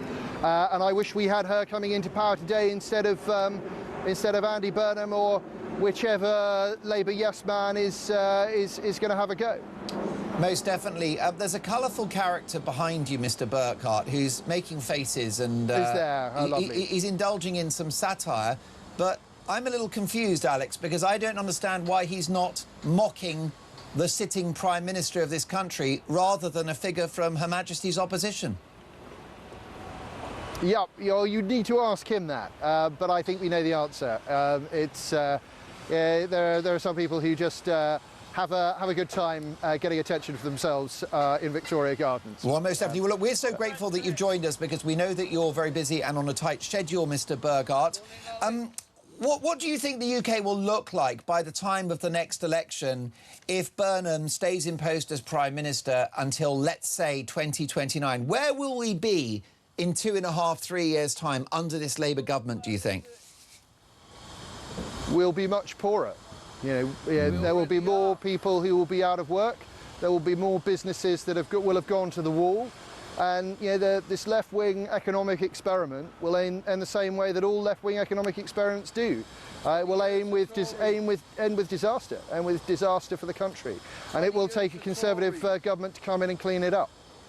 Now, you've had some recent electoral success in Scotland, and your boss, Kemi Badenoch's personal ratings are very high, Alex. And I think the Conservative offer is proving to be increasingly strong and attractive. That said, the Conservatives can't get back into power without some sort of collaboration with Reform UK. The numbers just don't add up otherwise, do they? Look, we're probably 3 years away from a general election. And I think that if the Conservative Party carries on its current trajectory, carries on showing that it understands what needs to be fixed and how it needs to be fixed, yeah, we can win. And you might as well do that with. Why don't you do that with Nigel? Because let's be honest, Alex. If you went and had a pint with Nigel, I'll tell you what. You agree, Alex, with Nigel on probably 90% of political issues. So here's you probably like him. I bet you like him. I've never had a conversation with him, actually. Okay. And but I'll tell you this, right? Reform don't have a defence policy. They don't have a foreign policy. Their economic policy is all over the place. They keep changing their position on welfare spending, which you and I know is the key to getting the economy back on track. Yeah. And Nigel has this £5 million dodgy donation hanging around his neck, and he hasn't been prepared to answer questions honestly about that. And I'm afraid that the country just needs and deserves some clean, straight thinking, some deep thinking, and you get that with Kemi Badenoch. Well, I think that makes a lot of sense, and I understand why you're saying that, Alex. Are you concerned, though? You are a proud, true Conservative, and you're a patriot as well, and you've been very ideologically consistent. But are you worried about a divided right, given the state of the country? Of course, you know, it's not ideal, but the left is more divided, right? The left, yeah, the Greens are incredibly powerful. I was down in Hove in Sussex the other day, where the Greens are, kicking 10 bells out of the Labour Party. There are deep divisions within the Labour Party itself. This idea that everybody in the Parliamentary Party loves Andy Burnham is not true, right? There are a lot of people who really don't like him and wish that he wasn't coming back. So the left is itself very, very divided. What matters most to me is that the Conservative Party have a very clear prospectus for what they want to do in power. They want to sort out the country's economy so that we can get more people better jobs, so that we can invest in defence and keep our country safe. We can give our country a sense of purpose and direction again that it's just lost altogether under this government. Yeah, I know that Kemi and the Conservatives can do that.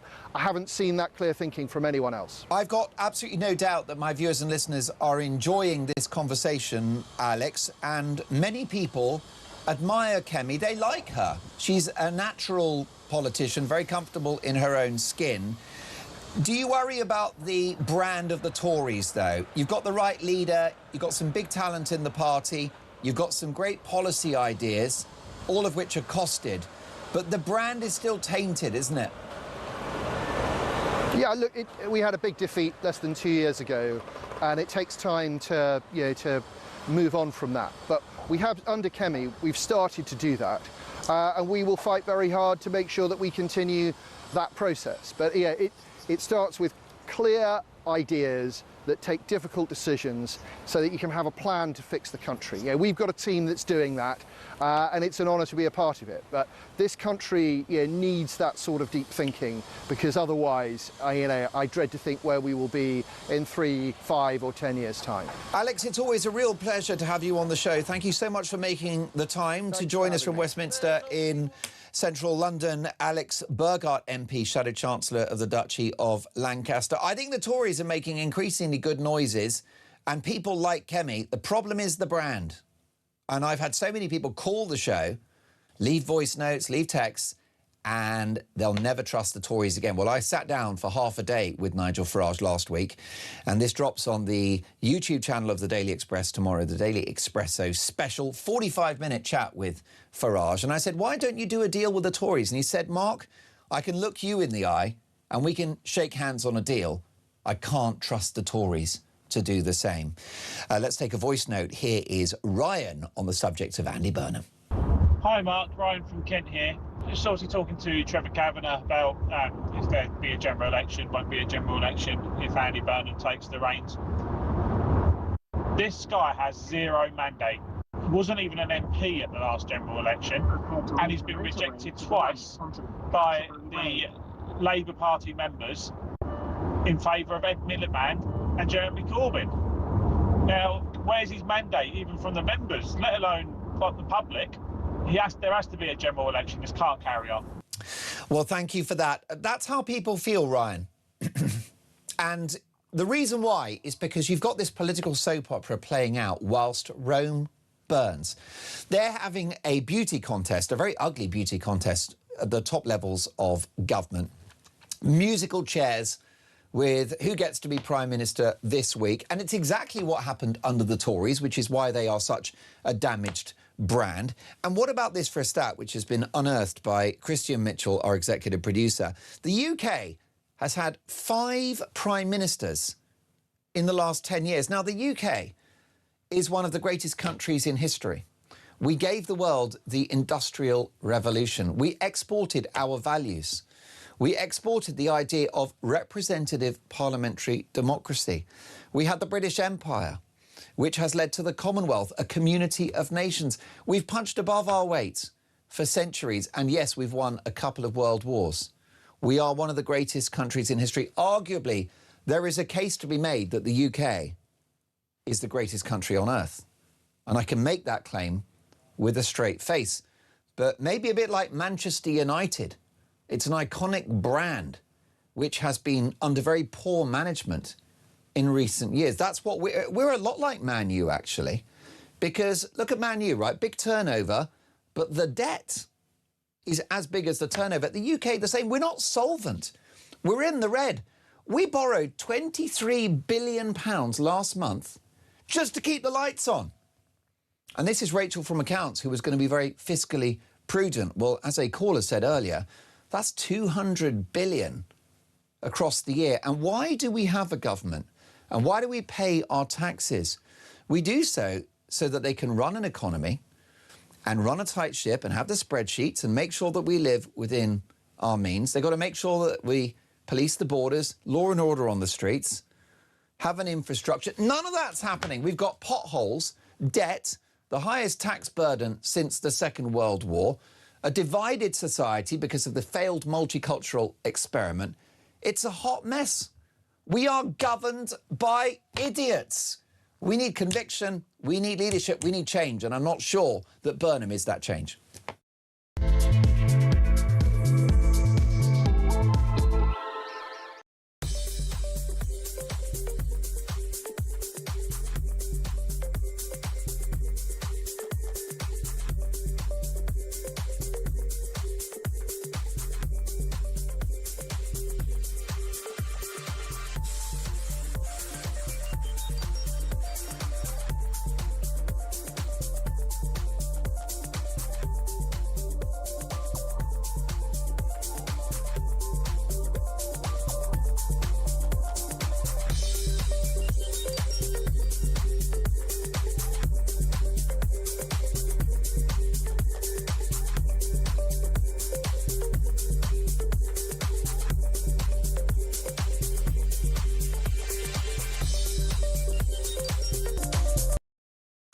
What they're ashamed of is the English flag.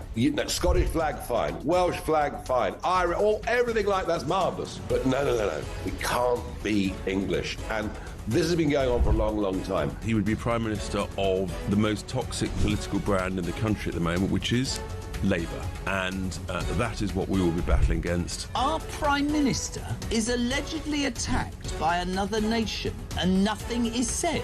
This is a reminder that Russia regards the United Kingdom as a hostile power. Across the UK, on DAB+, on YouTube, on your mobile, and on your side. This is Talk.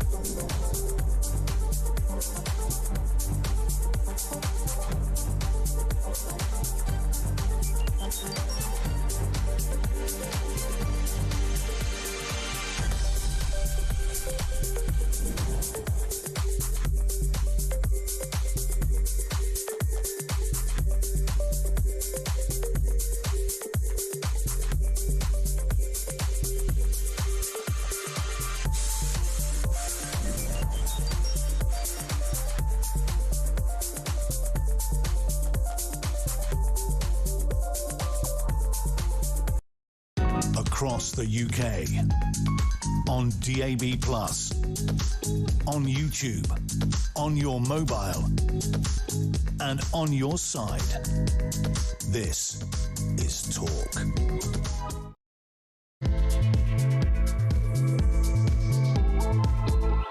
YouTube, search Talking Up, we pop. We can actually give you some live footage now of 10 Downing Street, see where we're at.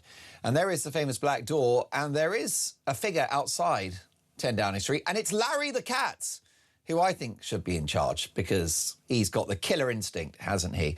We also have the news that the podium guy, the iconic podium guy, who, let's be honest, has been far too busy over the last few years, this is the man who comes to Downing Street and he gets the podium out up front so that, once again, a Prime Minister can resign. We are expecting the Prime Minister at the steps of Downing Street in the next hour or two. It could spill over into Julia's show, Julia Hartley-Brewer, live at 10 a.m. But either way, keep it Talk, we've got you covered. And our question this morning is a very simple one. Yes, we can agree that Starmer has failed as Prime Minister, otherwise he wouldn't be leaving office. But will Andy Burnham be an improvement Will he do a better job? 0344 499 1000.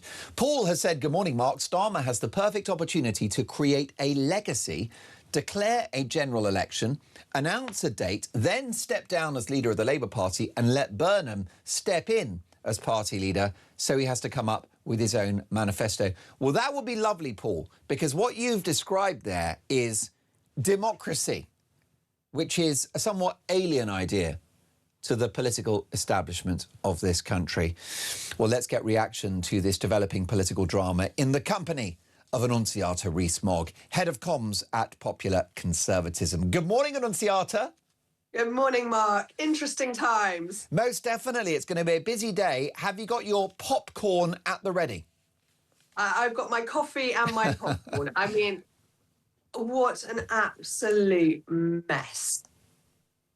Yes, we were told, weren't we, Annunziata, the grown-ups back in charge. 2 years into this administration, we've seen the economy tank. We've seen the boats continue to come on a daily basis. I think it's about 80,000 people that have broken into the country illegally since Starmer became PM. The highest youth unemployment in Europe, the highest energy prices in the developed world. Oh, and we borrowed £23 billion last month, Annunziata, just to keep the lights on. Yeah, no, it's been an absolute disaster. And I think one of the greatest ironies is that Burnham is now saying, I need 3 months to prepare. He's been plotting this since the end of last year. He was looking around for MPs who'd quit. He couldn't find one, or he couldn't find one with a seat he wanted. He was banned from standing by the NEC for the February by-election in Manchester, Gorton and Denton.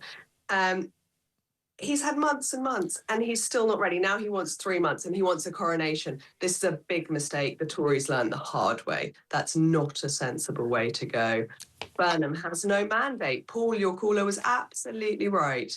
We need a general election. We need a clean slate with the British public backing whoever the next Prime Minister is. And you're so right, Annunziata, about Andy Burnham having been on manoeuvres for a long time, which is why it doesn't square that he needs 3 months to get some ideas together.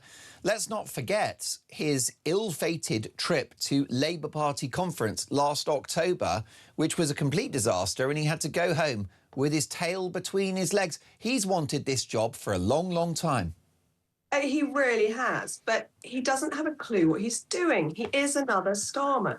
He might sound slightly less robotic, but when it comes to being a vacuum of values, principles or vision, he is in exactly the same mould. And we've already seen at least 4 pretty major U-turns just in the campaign to win a by-election. Waspy women, EU and the definition of a biological woman. Absolutely. I mean, those are 3 and pretty immigration big... as well. Oh, what was the immigration U-turn? Benefits for migrants. Wow.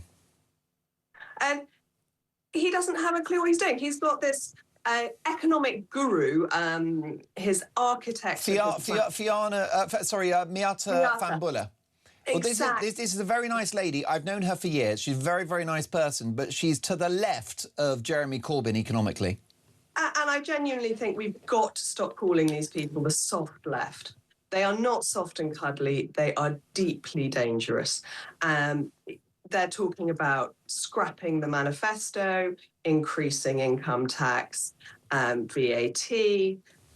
There is no mandate for this. There's got to be both a competition within Labour, but also a general election. Well, I'm very pleased to, because I follow you on X, and it's the most compelling read, Annunziata Rees-Mogg, or Zazi, you'll find online. And you've shared this post, courtesy of the Guido Fawkes website, and the list of left-wing policies being propounded by this Burnham insider is eye-watering. A wealth tax and yet another windfall tax on oil and gas, mass nationalisation, land, transport, energy, going to cost a fortune, extending national insurance to investment income. And then what about this? This might be the kicker for me. A huge expansion, Annunziata, of the benefits system including a minimum income guarantee paid to everyone apart from the rich. And Andy Burnham did famously say that we should not be in hock to the bond markets. But whether he likes it or not, that's where we borrow our money, and it's up to them whether they lend and how much. Well, I don't know about you, Annunziata, but I'm in hock to the Nationwide Building Society. I'm in hock to Barclaycard. I'm in hock to, I don't know who else is still going now, Ocean Finance. But you know, this is the most economically illiterate remark to make from a man that will be our next Prime Minister. It looks like there is no alternative. I think if the Labour Party had any honour, someone would stand against him, and at least 80 of the backbenchers would rally round that person, because at the very least there's got to be a competition.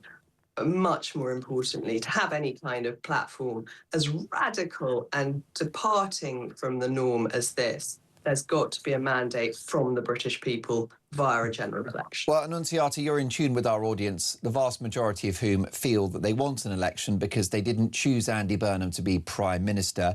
However, is that disingenuous, given that the Conservatives parachuted in two different party leaders after the election of Boris Johnson in 2019? I think they should have had general elections. And Boris Johnson did call one just after being elected by the party. He called the general election, having replaced Theresa May. I think it was a big mistake not to do it for Liz Truss and Rishi Sunak. Would you go as far as requesting or legislating that always happens if there's a new Prime Minister, you get an election, or is that asking for trouble? I haven't really thought through if the Prime Minister dies in office, right. Whether you have to.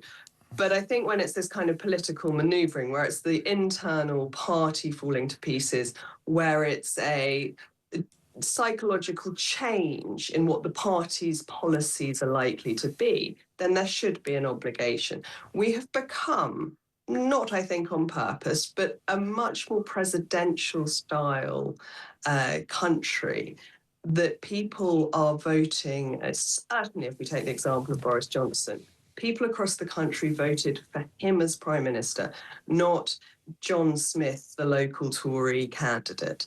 And we've got to reflect that the manifesto is reflected to the person, and that we should therefore have a general election when it changes. Annunziata, your remarks are sparking a big response, as they always do. Jay has messaged the show. Andy Burnham has always said he wants to be a Prime Minister. He's never said he wants to change this country for the better, bring the great back into Great Britain. He's just another selfish career politician that wants to have his pension fund topped up. Let's have a general election and have a government that can really change this country for the better. What about this from Mark? Hang on a minute.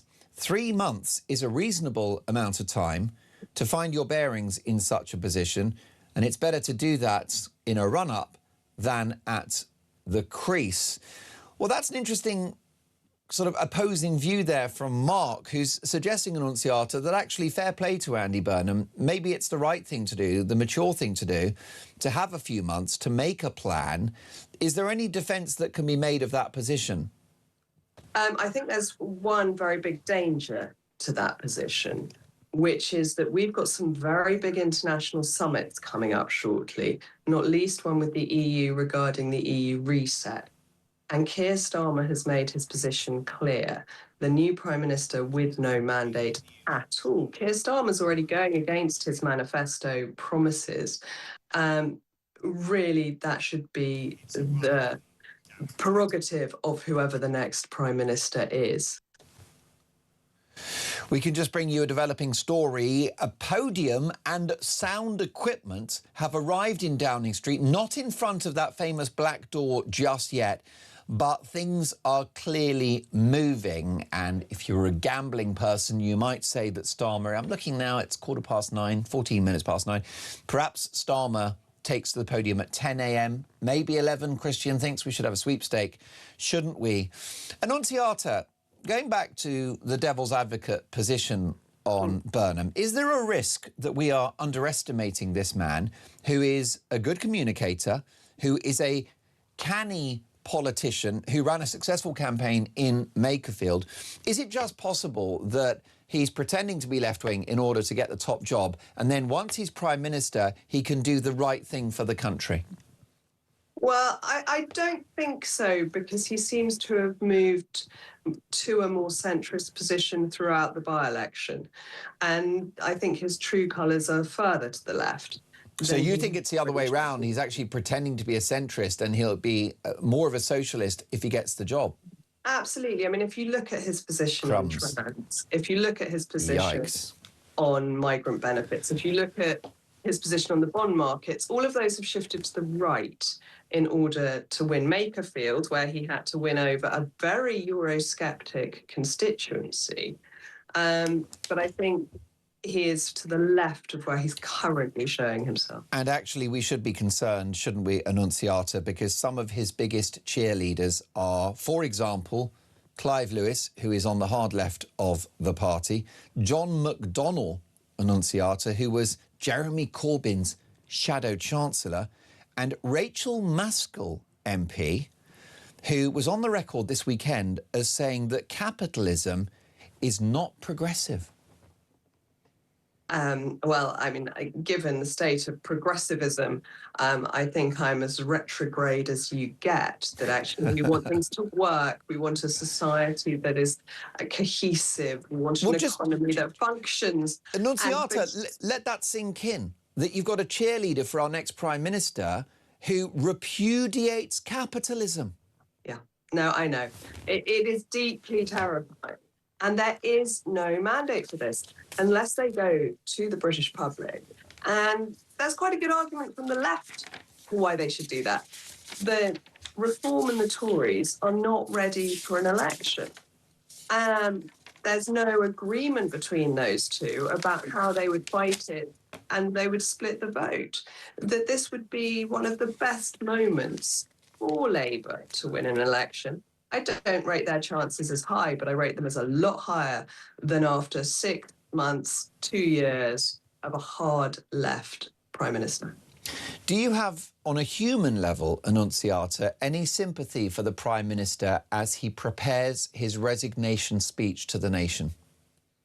I mean, I think inevitably that for anyone to fail so catastrophically is a sadness, and it will have upset him. It will have upset his family to see their husband, father fail. But he has failed, and he's failed our whole country, and he has got to go.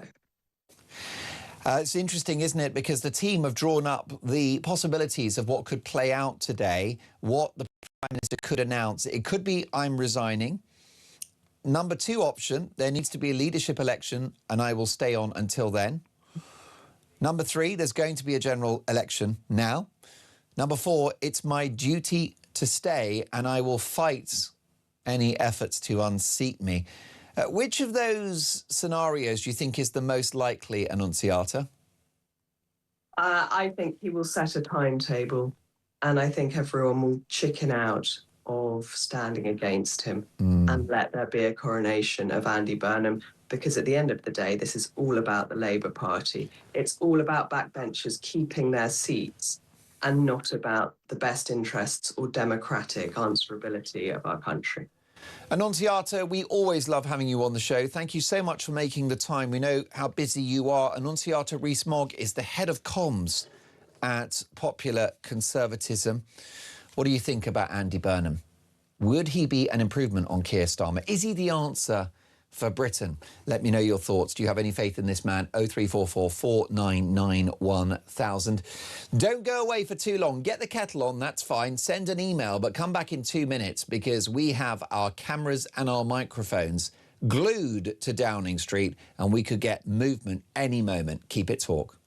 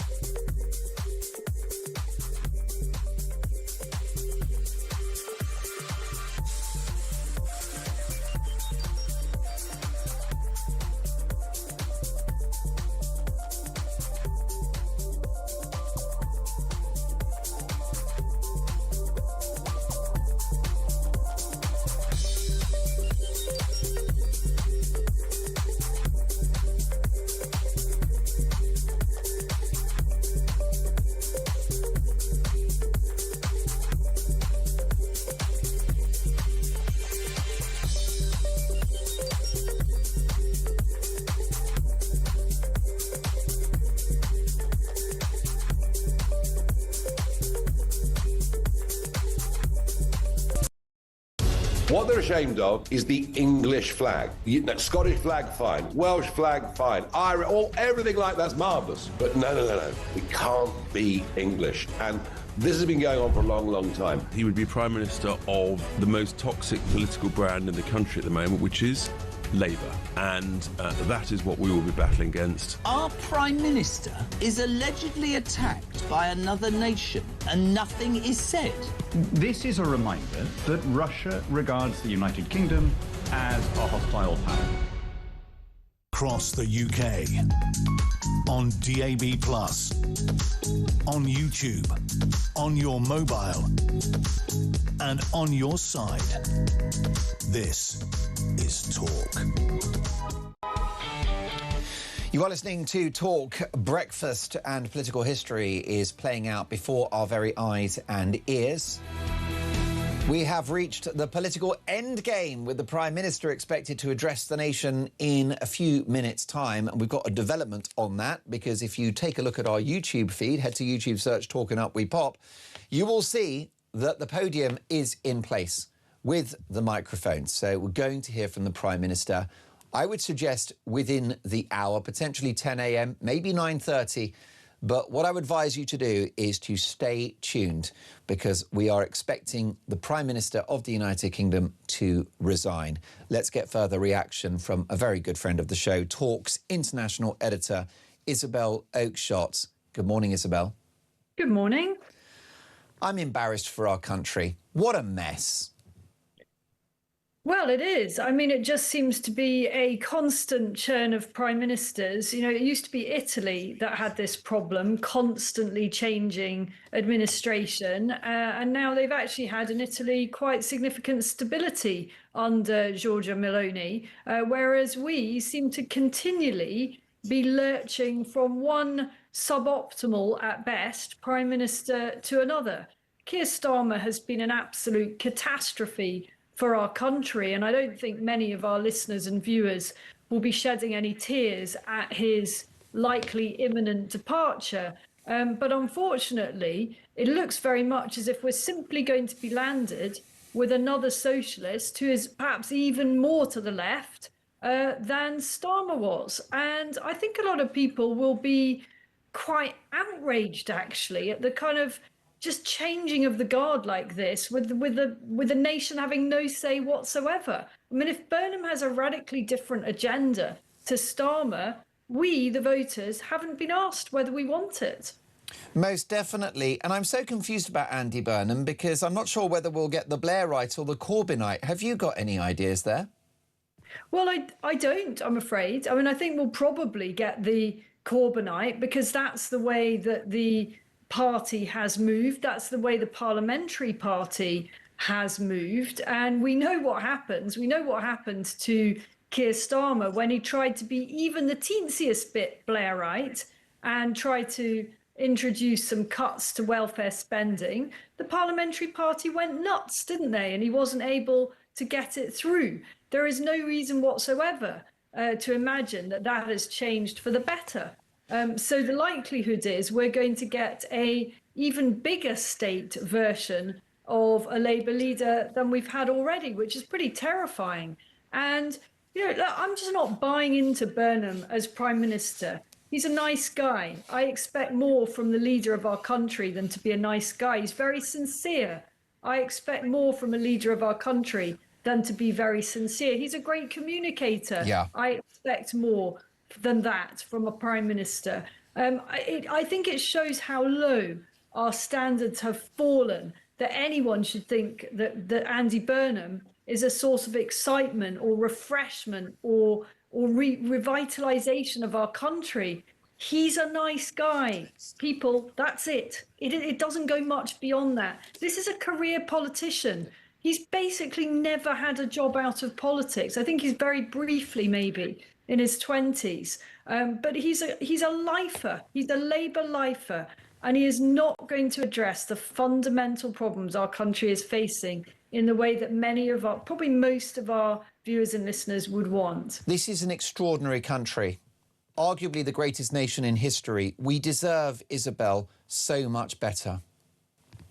And this is what's so bewildering. I mean, we're not short of people, are we? You know, we've got 65 million people, you know, not all of them are quite old enough to become prime minister, but it's not like we've got a small pool of talent in our country that could be leaders, that could actually try to haul our country into a better place.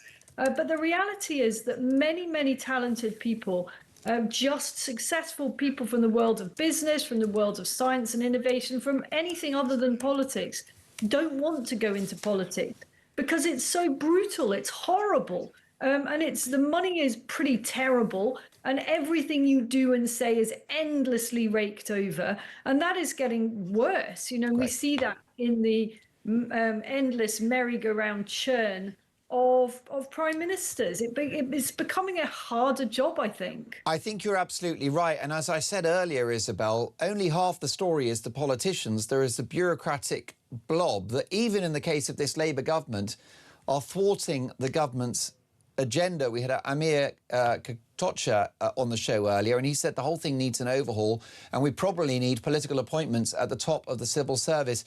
Now, if you're just joining us, it is 9:27. Stay with us if you can, Isabel. We now have the number 10 staff on the street next to the podium waiting for the Prime Minister to speak. We're expecting that iconic black door that has, of course, been frequented by Margaret Thatcher, Winston Churchill, and now Keir Starmer, to fling open. And we're expecting the Prime Minister to resign. So if you're listening on the radio, let me tell you, let me paint a picture that we have the podium. It is out. And we have the staff, the team at number 10 who are on the streets, which means we will get the Prime Minister speaking in a matter of minutes, if not seconds.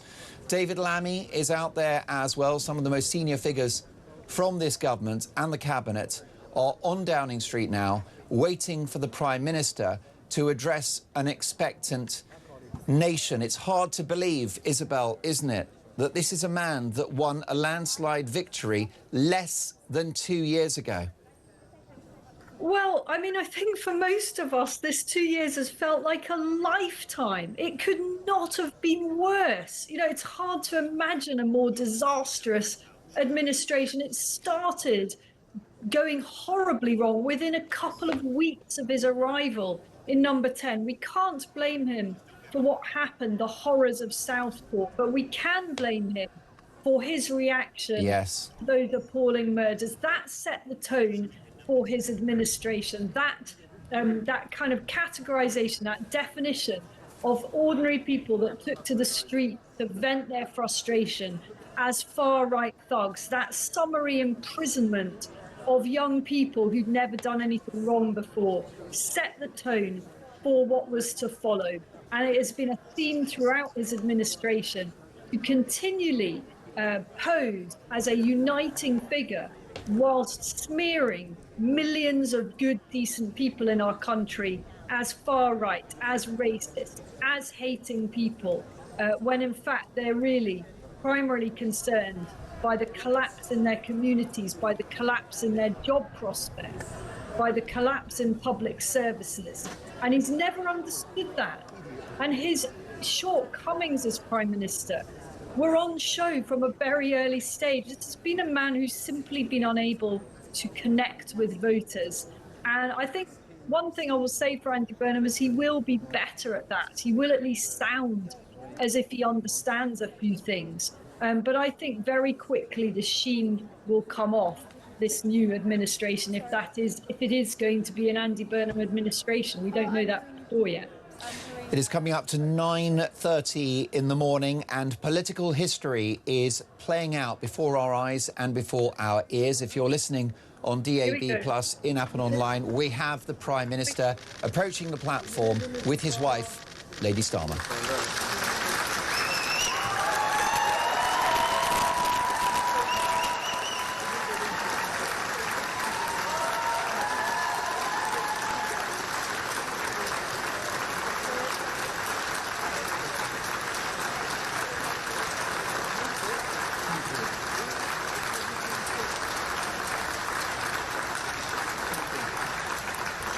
Walking up this street 2 years ago was the proudest moment of my life.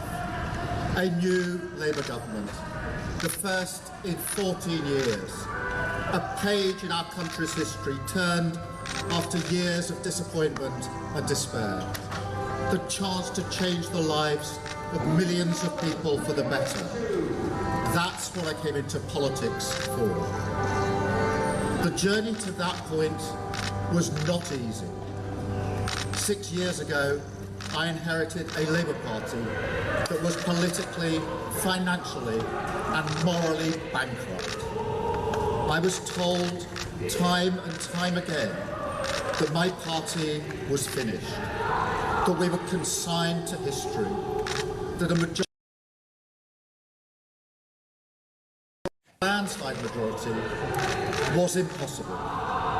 But we proved those people wrong, because we changed our party, ripping out the poison of anti-Semitism, restoring trust on the economy, defence and national security, and becoming a party that stood proudly with, not against, our national flag.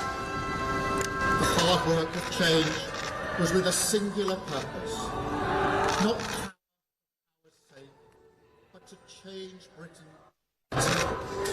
to build a fairer country with dignity and respect, where everyone is seen, everyone is valued, wealth and opportunity for all, not just the privileged few. And look at what we've achieved in just 2 years. An economy that is stronger, growing faster than our peers. Wages rising faster than inflation in every single month since we came to power. Investment secured, infrastructure being built. An end to austerity, with the fastest fall in NHS waiting lists for 17 years. The biggest improvement in rights for workers and renters in a generation. The biggest uplift in defence spending since the Cold War. Small boat crossings falling. Asylum hotels closing. Protecting young people from social media. And 500,000 children being lifted out of poverty because of the choices that I made.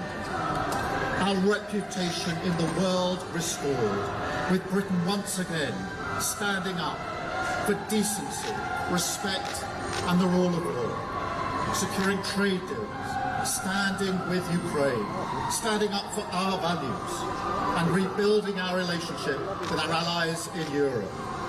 Change promised by a Labour government, change fought for by a Labour government, change delivered by a Labour government.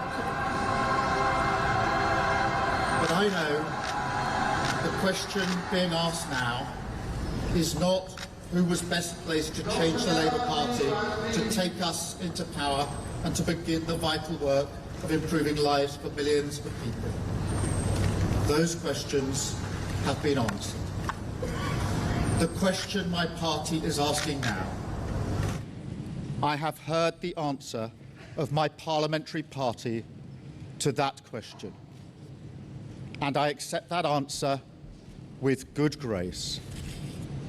Every decision I've taken has been about putting the country I love first. That is why I will resign as leader of the Labour Party. I have spoken to His Majesty the King this morning to inform him of my decision. I will ask the National Executive Committee of the Labour Party to set out a timetable with nominations opening on the 9th of July and completed by the summer recess. In the case of a contest, this will ensure a new leader is in place before Parliament returns in September. I will remain in post as Prime Minister until the contest is complete, and I will do everything I can to ensure an orderly handover of power. I will also give my successor my full and unequivocal support, knowing that they will inherit a Britain that is far stronger and fairer than the one I inherited 2 years ago, better prepared for the challenges ahead and better able to ensure the Labour Party secures a second term in office.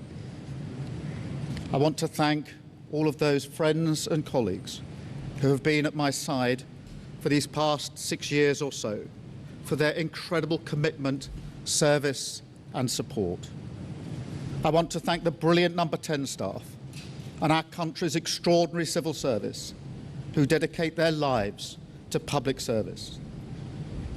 And when I leave the biggest job in the country, I shall spend more time on the most important job, being the best husband I can to my fantastic wife, Vic, who has been a rock by my side through good times and bad, and being the best dad I can to my beautiful children, who are my pride and my joy.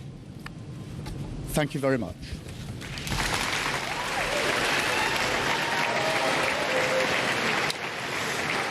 You are listening to and watching Talk, and the Prime Minister of the United Kingdom, Sir Keir Starmer, has resigned. He will not cling to office. He has spoken with rare emotion about his next big job, which is to be a great father. He's just embraced his wife, Lady Victoria Starmer. His team at Number 10 and cabinet ministers on Downing Street giving him a warm round of applause. Quite extraordinary that a man that won a landslide election victory less than 2 years ago is to exit Downing Street by the end of the summer. He has spoken of his wish for an orderly transfer of power. He will support this Labour government, which will be under new management by the time that Parliament reconvenes in September. So we will have a new Prime Minister in a matter of weeks from now. Andy Burnham won't get his reported 3 months to prepare for office. If he's the man, he's in Number 10 by September. Now, this is an extraordinary moment for the country, and it was quite something to see Starmer, a man so determined to become Prime Minister, walk away from a job and a role that he has coveted for years. Don't forget, he was Leader of the Opposition for 4 years. And now he must depart office. And I've got to say that whilst he speaks of his record in power, in my personal opinion, it's been a catastrophic 2 years in which our national decline has been accelerated. Sir Keir Starmer in office has doubled down on the madness of net zero. He has tanked the economy with inflation up, unemployment up, debt up and growth down. He has torched the special relationship with the United Kingdom, and he has presided over more illegal immigration, not less. We're seeing a collapse of law and order on the streets of Britain. We're seeing more wokery in our public institutions, and we're seeing two-tier policing and two-tier justice, all under two-tier Keir. I'm so sorry, folks. I hate to spoil the party. But from my point of view, it's not goodbye, Sir Keir Starmer. It's good riddance. Isabel Oakeshott is Talk's international editor.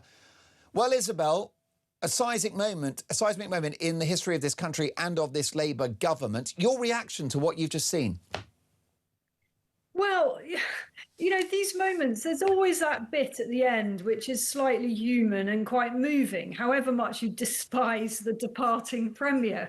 And, you know, I'm afraid to use those words, but there have been so many that have betrayed our country and let us down so badly. But you noted, people will have heard the catch in Sir Keir Starmer's throat as he struggled to hold back tears, and he paying tribute to his wife and saying that he was leaving to do a more important job, really, to be a good father and a good husband. I don't know whether it was just me, Mark, but I mean, the noise interference for the first 2/3 of that speech, it sounded as if there was somebody booming out opera music on Whitehall. Was that how you heard it on your side? Yes, and I do think, I'm like you, Isabel, I'm a libertarian and a free speech absolutist, but I think they've got to do something about loudspeakers just outside Number 10. That was really unreasonable. I mean, how tremendously British, but not in a good way. No. You know, that is not okay. It must have been extremely difficult for the Prime Minister to focus, to deliver that, you know, historic speech with that ridiculous opera music blasting down Downing Street. And I think enough already of that. But to the substance of his resignation speech, I mean, I listened with mouth agape, you know, as he listed things that had supposedly achieved in the 2 years. And I just thought, no, you haven't. You know, this is why you're being booted out, because you are so utterly disconnected from reality and from how voters perceive things. He stood there and listed defence as one of his achievements. His defence secretary just resigned. The Minister of State for Defence just resigned, saying that Starmer has not invested enough to keep our country safe. He claimed that he was stopping the small boats. Give me a break. A load of boats came over at the weekend. A poor woman died in the Channel as a result of this government's failures. He started saying that the economy was doing well. Are you serious? The economy is tanking. It's on its knees at best. It's just inching above the bottom, above the zero growth line. He talked about renters' rights. Well, those have been a catastrophe already in terms of housing supply. And we could go on with that list. But I suppose all prime ministers, as they leave, have to make something of what they did. It's a bit like, you know, looking at what you've achieved and having to try to make the best of it for your CV. And that's what he did, and maybe we shouldn't have expected anything more. Absolutely. Isabel, I hope you're able to stay with us, because we need to react to this seismic political earthquake. This is not normal. You have a prime minister that won an election less than 2 years ago with an extraordinarily large majority. He was helped by the mathematics of the first past the post system, but prime minister he was, and he won fair and square, and he's out on his ear in less than 2 years. I want your reaction, because this is your country and this is your government, and that was your prime minister, and you're getting a new prime minister that you didn't ask for. So what do you think of that? Your reaction, please, to the news that the Prime Minister of the United Kingdom, Sir Keir Starmer, has resigned after less than 2 years in office. What do you make of this? Is it good news? Is it a day of celebration? What's going to happen? Do you want Andy Burnham? Do you want an election? Do you not think you should have a say? My phone number is 0344 499 1000. I'm going to put you straight on air alongside Isabel Oakeshott. You can also text 87222 and the word talk, and countless numbers of you have already done that. What about this from Michelle? Mark, good riddance to a bad PM. Best news I've heard in under 2 years. That's Michelle in Altrincham. I'm very happy, although I feel it will be short-lived. Debbie in Red Hill. Mark, what country was Keir talking about with all of this positive language about where we're at? I'm confused. So he's gone, says another texter, Mark. So who was worse, Starmer or Johnson? I still think Johnson edges it, says Mark. Paul, it's a bit late for emotion, Starmer. Still no spine. The British people deserve the right to choose who leads the country. Your reaction to the breaking news that Sir Keir Starmer has resigned as Prime Minister and a replacement will be in post by September in time for Parliament to reconvene. Isabel Oakeshott is our international editor. She's with us, and on the line is Paul in Berkshire, because at this stage, it's over to you folks. Your reaction to the resignation of Keir Starmer. Good morning, Paul. Good morning, Mark. I had to ring you because I've just sat there listening to the resignation speech of Keir Starmer with my head exploding. Not because of him. I'm no fan of Keir Starmer. But yet again, we have some cretin playing really loud music to the point where you can't hear what the guy's saying. And again, regardless of what you think of him, it's a historic speech. He's our Prime Minister. We, the electorate, are entitled to hear it. But yet again, this guy appears with some kind of, I don't know what it is, but he plays really loud music. This is not the first time this has happened. There's a guy who keeps turning up and standing at the end of Downing Street and playing really loud music. And it's about time the security people earned their corn and sorted him out. Brilliant stuff. Paul, thank you for your instant reaction to the news that the Prime Minister of the United Kingdom, Sir Keir Starmer, has resigned. Laura Jane is in Hampshire. Laura Jane, you're live on Talk in the company of our international editor, Isabel Oakeshott. Your reaction? My jaw was on the floor like Isabel. I cannot believe that he made a speech saying that he did all those things when it's the exact opposite. I admire and respect Isabel so much. I really think you're the most incredible person, bearing in mind what you did all the way through. But I would say, please, please get your soon-to-be husband on the case. We need some MPs to step up. I went to help volunteer for reform all the way from Hampshire to Makerfield, and I'm afraid I really was disappointed. Please, we need to get some MPs we really have an urgent situation now, Isabel. If you can use your influence at all, I'm begging you, we have to get the show back on the road for reform, because Andy Burnham is an absolutely terrifying prospect. Laura Jane, thank you so much for your call. We'll come to Isabel in just a moment. Of course, Laura Jane referring there to Isabel's partner, Richard Tice, who is the Deputy Leader of Reform UK. We'll come to Isabel in just a moment. Can't wait to hear her response to that. John has called the show. John, is this a day of celebration? The Prime Minister has just resigned. Yes. Simple. And yes. why is it a day of celebration? Yes. Why are you happy today? Because he was a tyrant. He wasn't a prime minister. The way he treated the so-called rioters was what Hitler would have done. Well, of course, John, to be fair, that is very, very strong language, but you're entitled to your view. It's not language I would use, but no one gets cancelled on my watch. Just briefly, John, just a couple of seconds if you can. Do you think Burnham will be an improvement? No. And why not? Because he's a socialist. Well, that's a fascinating answer. Very succinct. John, thank you so much for calling us so quickly. Isabel, isn't that the problem? Hasn't John hit the bullseye there? It doesn't matter who's in charge. They're all attached to the wrong political ideology. Well, that's absolutely right. I mean, it's all variations of the same theme. Even if we do have a leadership contest and we somehow or other ended up with someone that isn't Andy Burnham, it's not going to bring the solutions that our country needs. And to the caller that was sort of quite desperately appealing for reform to, as she was sort of characterising it, get its act together. I mean, I can assure you that there's a great deal of thinking and policy discussion and focus in the knowledge that anything can happen in the next few months. We can't know that Andy Burnham won't call an election this autumn. We cannot know that.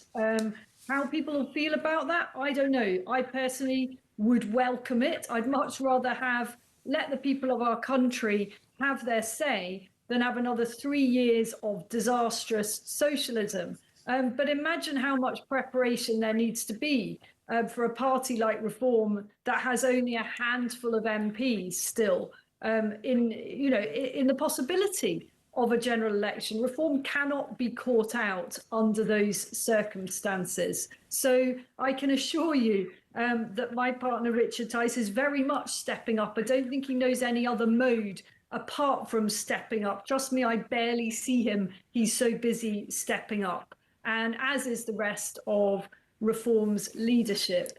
And it will be fascinating to see in the next hours where it's looking like is there going to be a leadership contest or not? Because we know that Andy Burnham and his team are basically trying to ram this through without any contest whatsoever. Is that going to happen? Is Wes Streeting going to be exposed as a bit of a fraud, because he's been briefing through his people that he very much has the numbers to contest this Labour leadership race? But many at Westminster think that that's not quite the case. So we shall know whether he's been bluffing very soon. Well, if you're just joining us in the company of Isabel Oakeshott, our international editor, I can tell you that the Prime Minister of the United Kingdom, Sir Keir Starmer, a man that won an historic election landslide in July 2024, is out of office in less than 2 years. So he's announced a timetable. He's resigning as leader of the Labour Party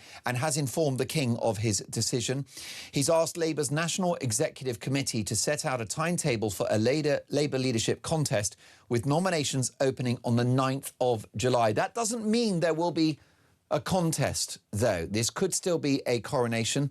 Nominations will close before the summer parliamentary recess on the 16th of July. What is clear is that we will have a new Prime Minister by the time Parliament returns in September. Your reaction. Ben is in Essex. Good morning, Ben. Is this a good day? I think there's some good and there's some bad. I mean, no one liked Keir, so I'm glad that he's resigned. But what's disappointing is we should have a general election. The fact that, we're just going to put another clown in, he failed. It should be up to the public. This doesn't feel democratic to me. We should have a choice of vote, not just we're going to put someone else in, and whether it's a vote within the party. You failed as a leader. You failed your party. It should be down to the British public. Brilliant. Well put, Ben. Thank you for your call. Deb is in Kent. Good morning, Deb. Is there a feeling, Deb, that actually Starmer has been bullied out of office by Andy Burnham? Is there any sense, Deb, that this is unfair? Yeah, it's very likely. I can't stand Starmer. I think he's a deluded clown, frankly. Listening to that this morning was a disgrace. However, yeah, I think that this is... I think this is all put up. I'm sorry. I think that, Burnham is WEF. He's a globalist. World Economic Forum, globalist, the idea of no borders, global government, no national identity, right? Yep, he's on their website and sort of interacting very regularly. And as far as I'm concerned, I can see a situation incoming where we have, just as Trudeau did, just pulling Carney in, another WEFer. This is what they do. They pull in their pals. It's really frightening. Well, I think it's frightening, Deb, and sometimes you get the feeling it doesn't matter who's in charge, does it? And Deb, can I ask you this, an interesting response before I get to Bob in Kent and back to Isabel, which is that you were shocked and insulted by what Starmer said this morning in the speech. Do you feel gaslit because he's telling you how great things are in the country thanks to him? He has spent the last 2 years basically abusing the British public. He's gaslighted us. What he's done to the pensioners, to the farmers, all of it. The surveillance, the economy, the total control, digital ID, jury trials, Chagos. Exactly. It's terrifying. It's absolutely terrifying. And these are all WEF globalist policies, the lot of them. You've only got to look at a few videos, haven't you? One question for you, Deb, before I run to Bob, who's also in Kent, the Garden of England. Will Burnham change? Will it change under Burnham? It will be worse, much worse. But is he not better? Is he not better at politics? Has he not got more of a head on his shoulders, more of a half a brain cell than Starmer? No, I don't think he has, because he's just another cultist. He's just a WEF acolyte. He doesn't care. He's into these 15-minute cities and goodness knows what else. I think we're really stuffed. I'm really concerned. And what the hell are Labour doing, allowing somebody like this? Do they not know that this man's a globalist, or are they all just bought out? I can't work it out. Deb, I really appreciate your call. And for those still getting their head around what the idea of globalist is and World Economic Forum, it's a concern that you have this sort of elite who are making judgments on behalf of nations and citizens at a global level, whether it's borders, whether it's energy policy, whether it's economy. There's just this idea that these big institutions outside and out with the sovereignty of the nation are getting all the power. And I don't think it's an unfounded fear, Deb. Let's keep that conversation going. Isabel, the predominant theme there from our calls, the texts that are coming in, and from your first reaction is a feeling that the public are being gaslit and insulted by a Prime Minister that's trying to say that things are rosy in the garden after 2 years of Labour. I mean, it was just ridiculous, wasn't it? I mean, everything that he listed, I kept thinking, yeah, are you serious? Are you really saying that? But look, in a sense, it's gone now. He's gone. He may still be in office for another couple of months, as he said he's going to, until the next person that takes over. But all focus now will not be on Keir Starmer's record. It's what's the next guy going to do. And anyone that has lately visited the centre of Manchester will have a pretty good idea of Andy Burnham's success rate. You know, he has been the mayor of Manchester. He put, for example, ending rough sleeping at the heart of his agenda. That was his number one thing he was going to do. And I remember interviewing him about that several years ago, and he's really passionate about it. What has happened to rough sleeping under Andy Burnham in Manchester? It has doubled.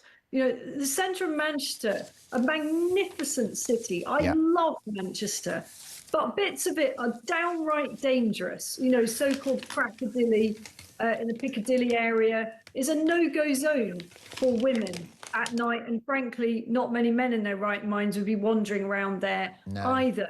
So I don't have high hopes. I don't even have medium hopes. I'm really concerned about what this means for the next 3 years of our country, potentially. Well, I think it is a real worry. You are listening to Talk. Isabel, thank you so much for joining us, for your reaction to the seismic political news that Sir Keir Starmer has resigned as Prime Minister of the United Kingdom. You will have a new Prime Minister in September. If you just tuned in, here is Sir Keir Starmer addressing the nation just a few minutes ago. Every decision I've taken has been about putting the country I love first. That is why I will resign as leader of the Labour Party.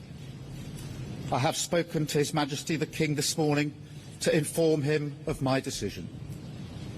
I will ask the National Executive Committee of the Labour Party to set out a timetable with nominations opening on the 9th of July and completed by the summer recess.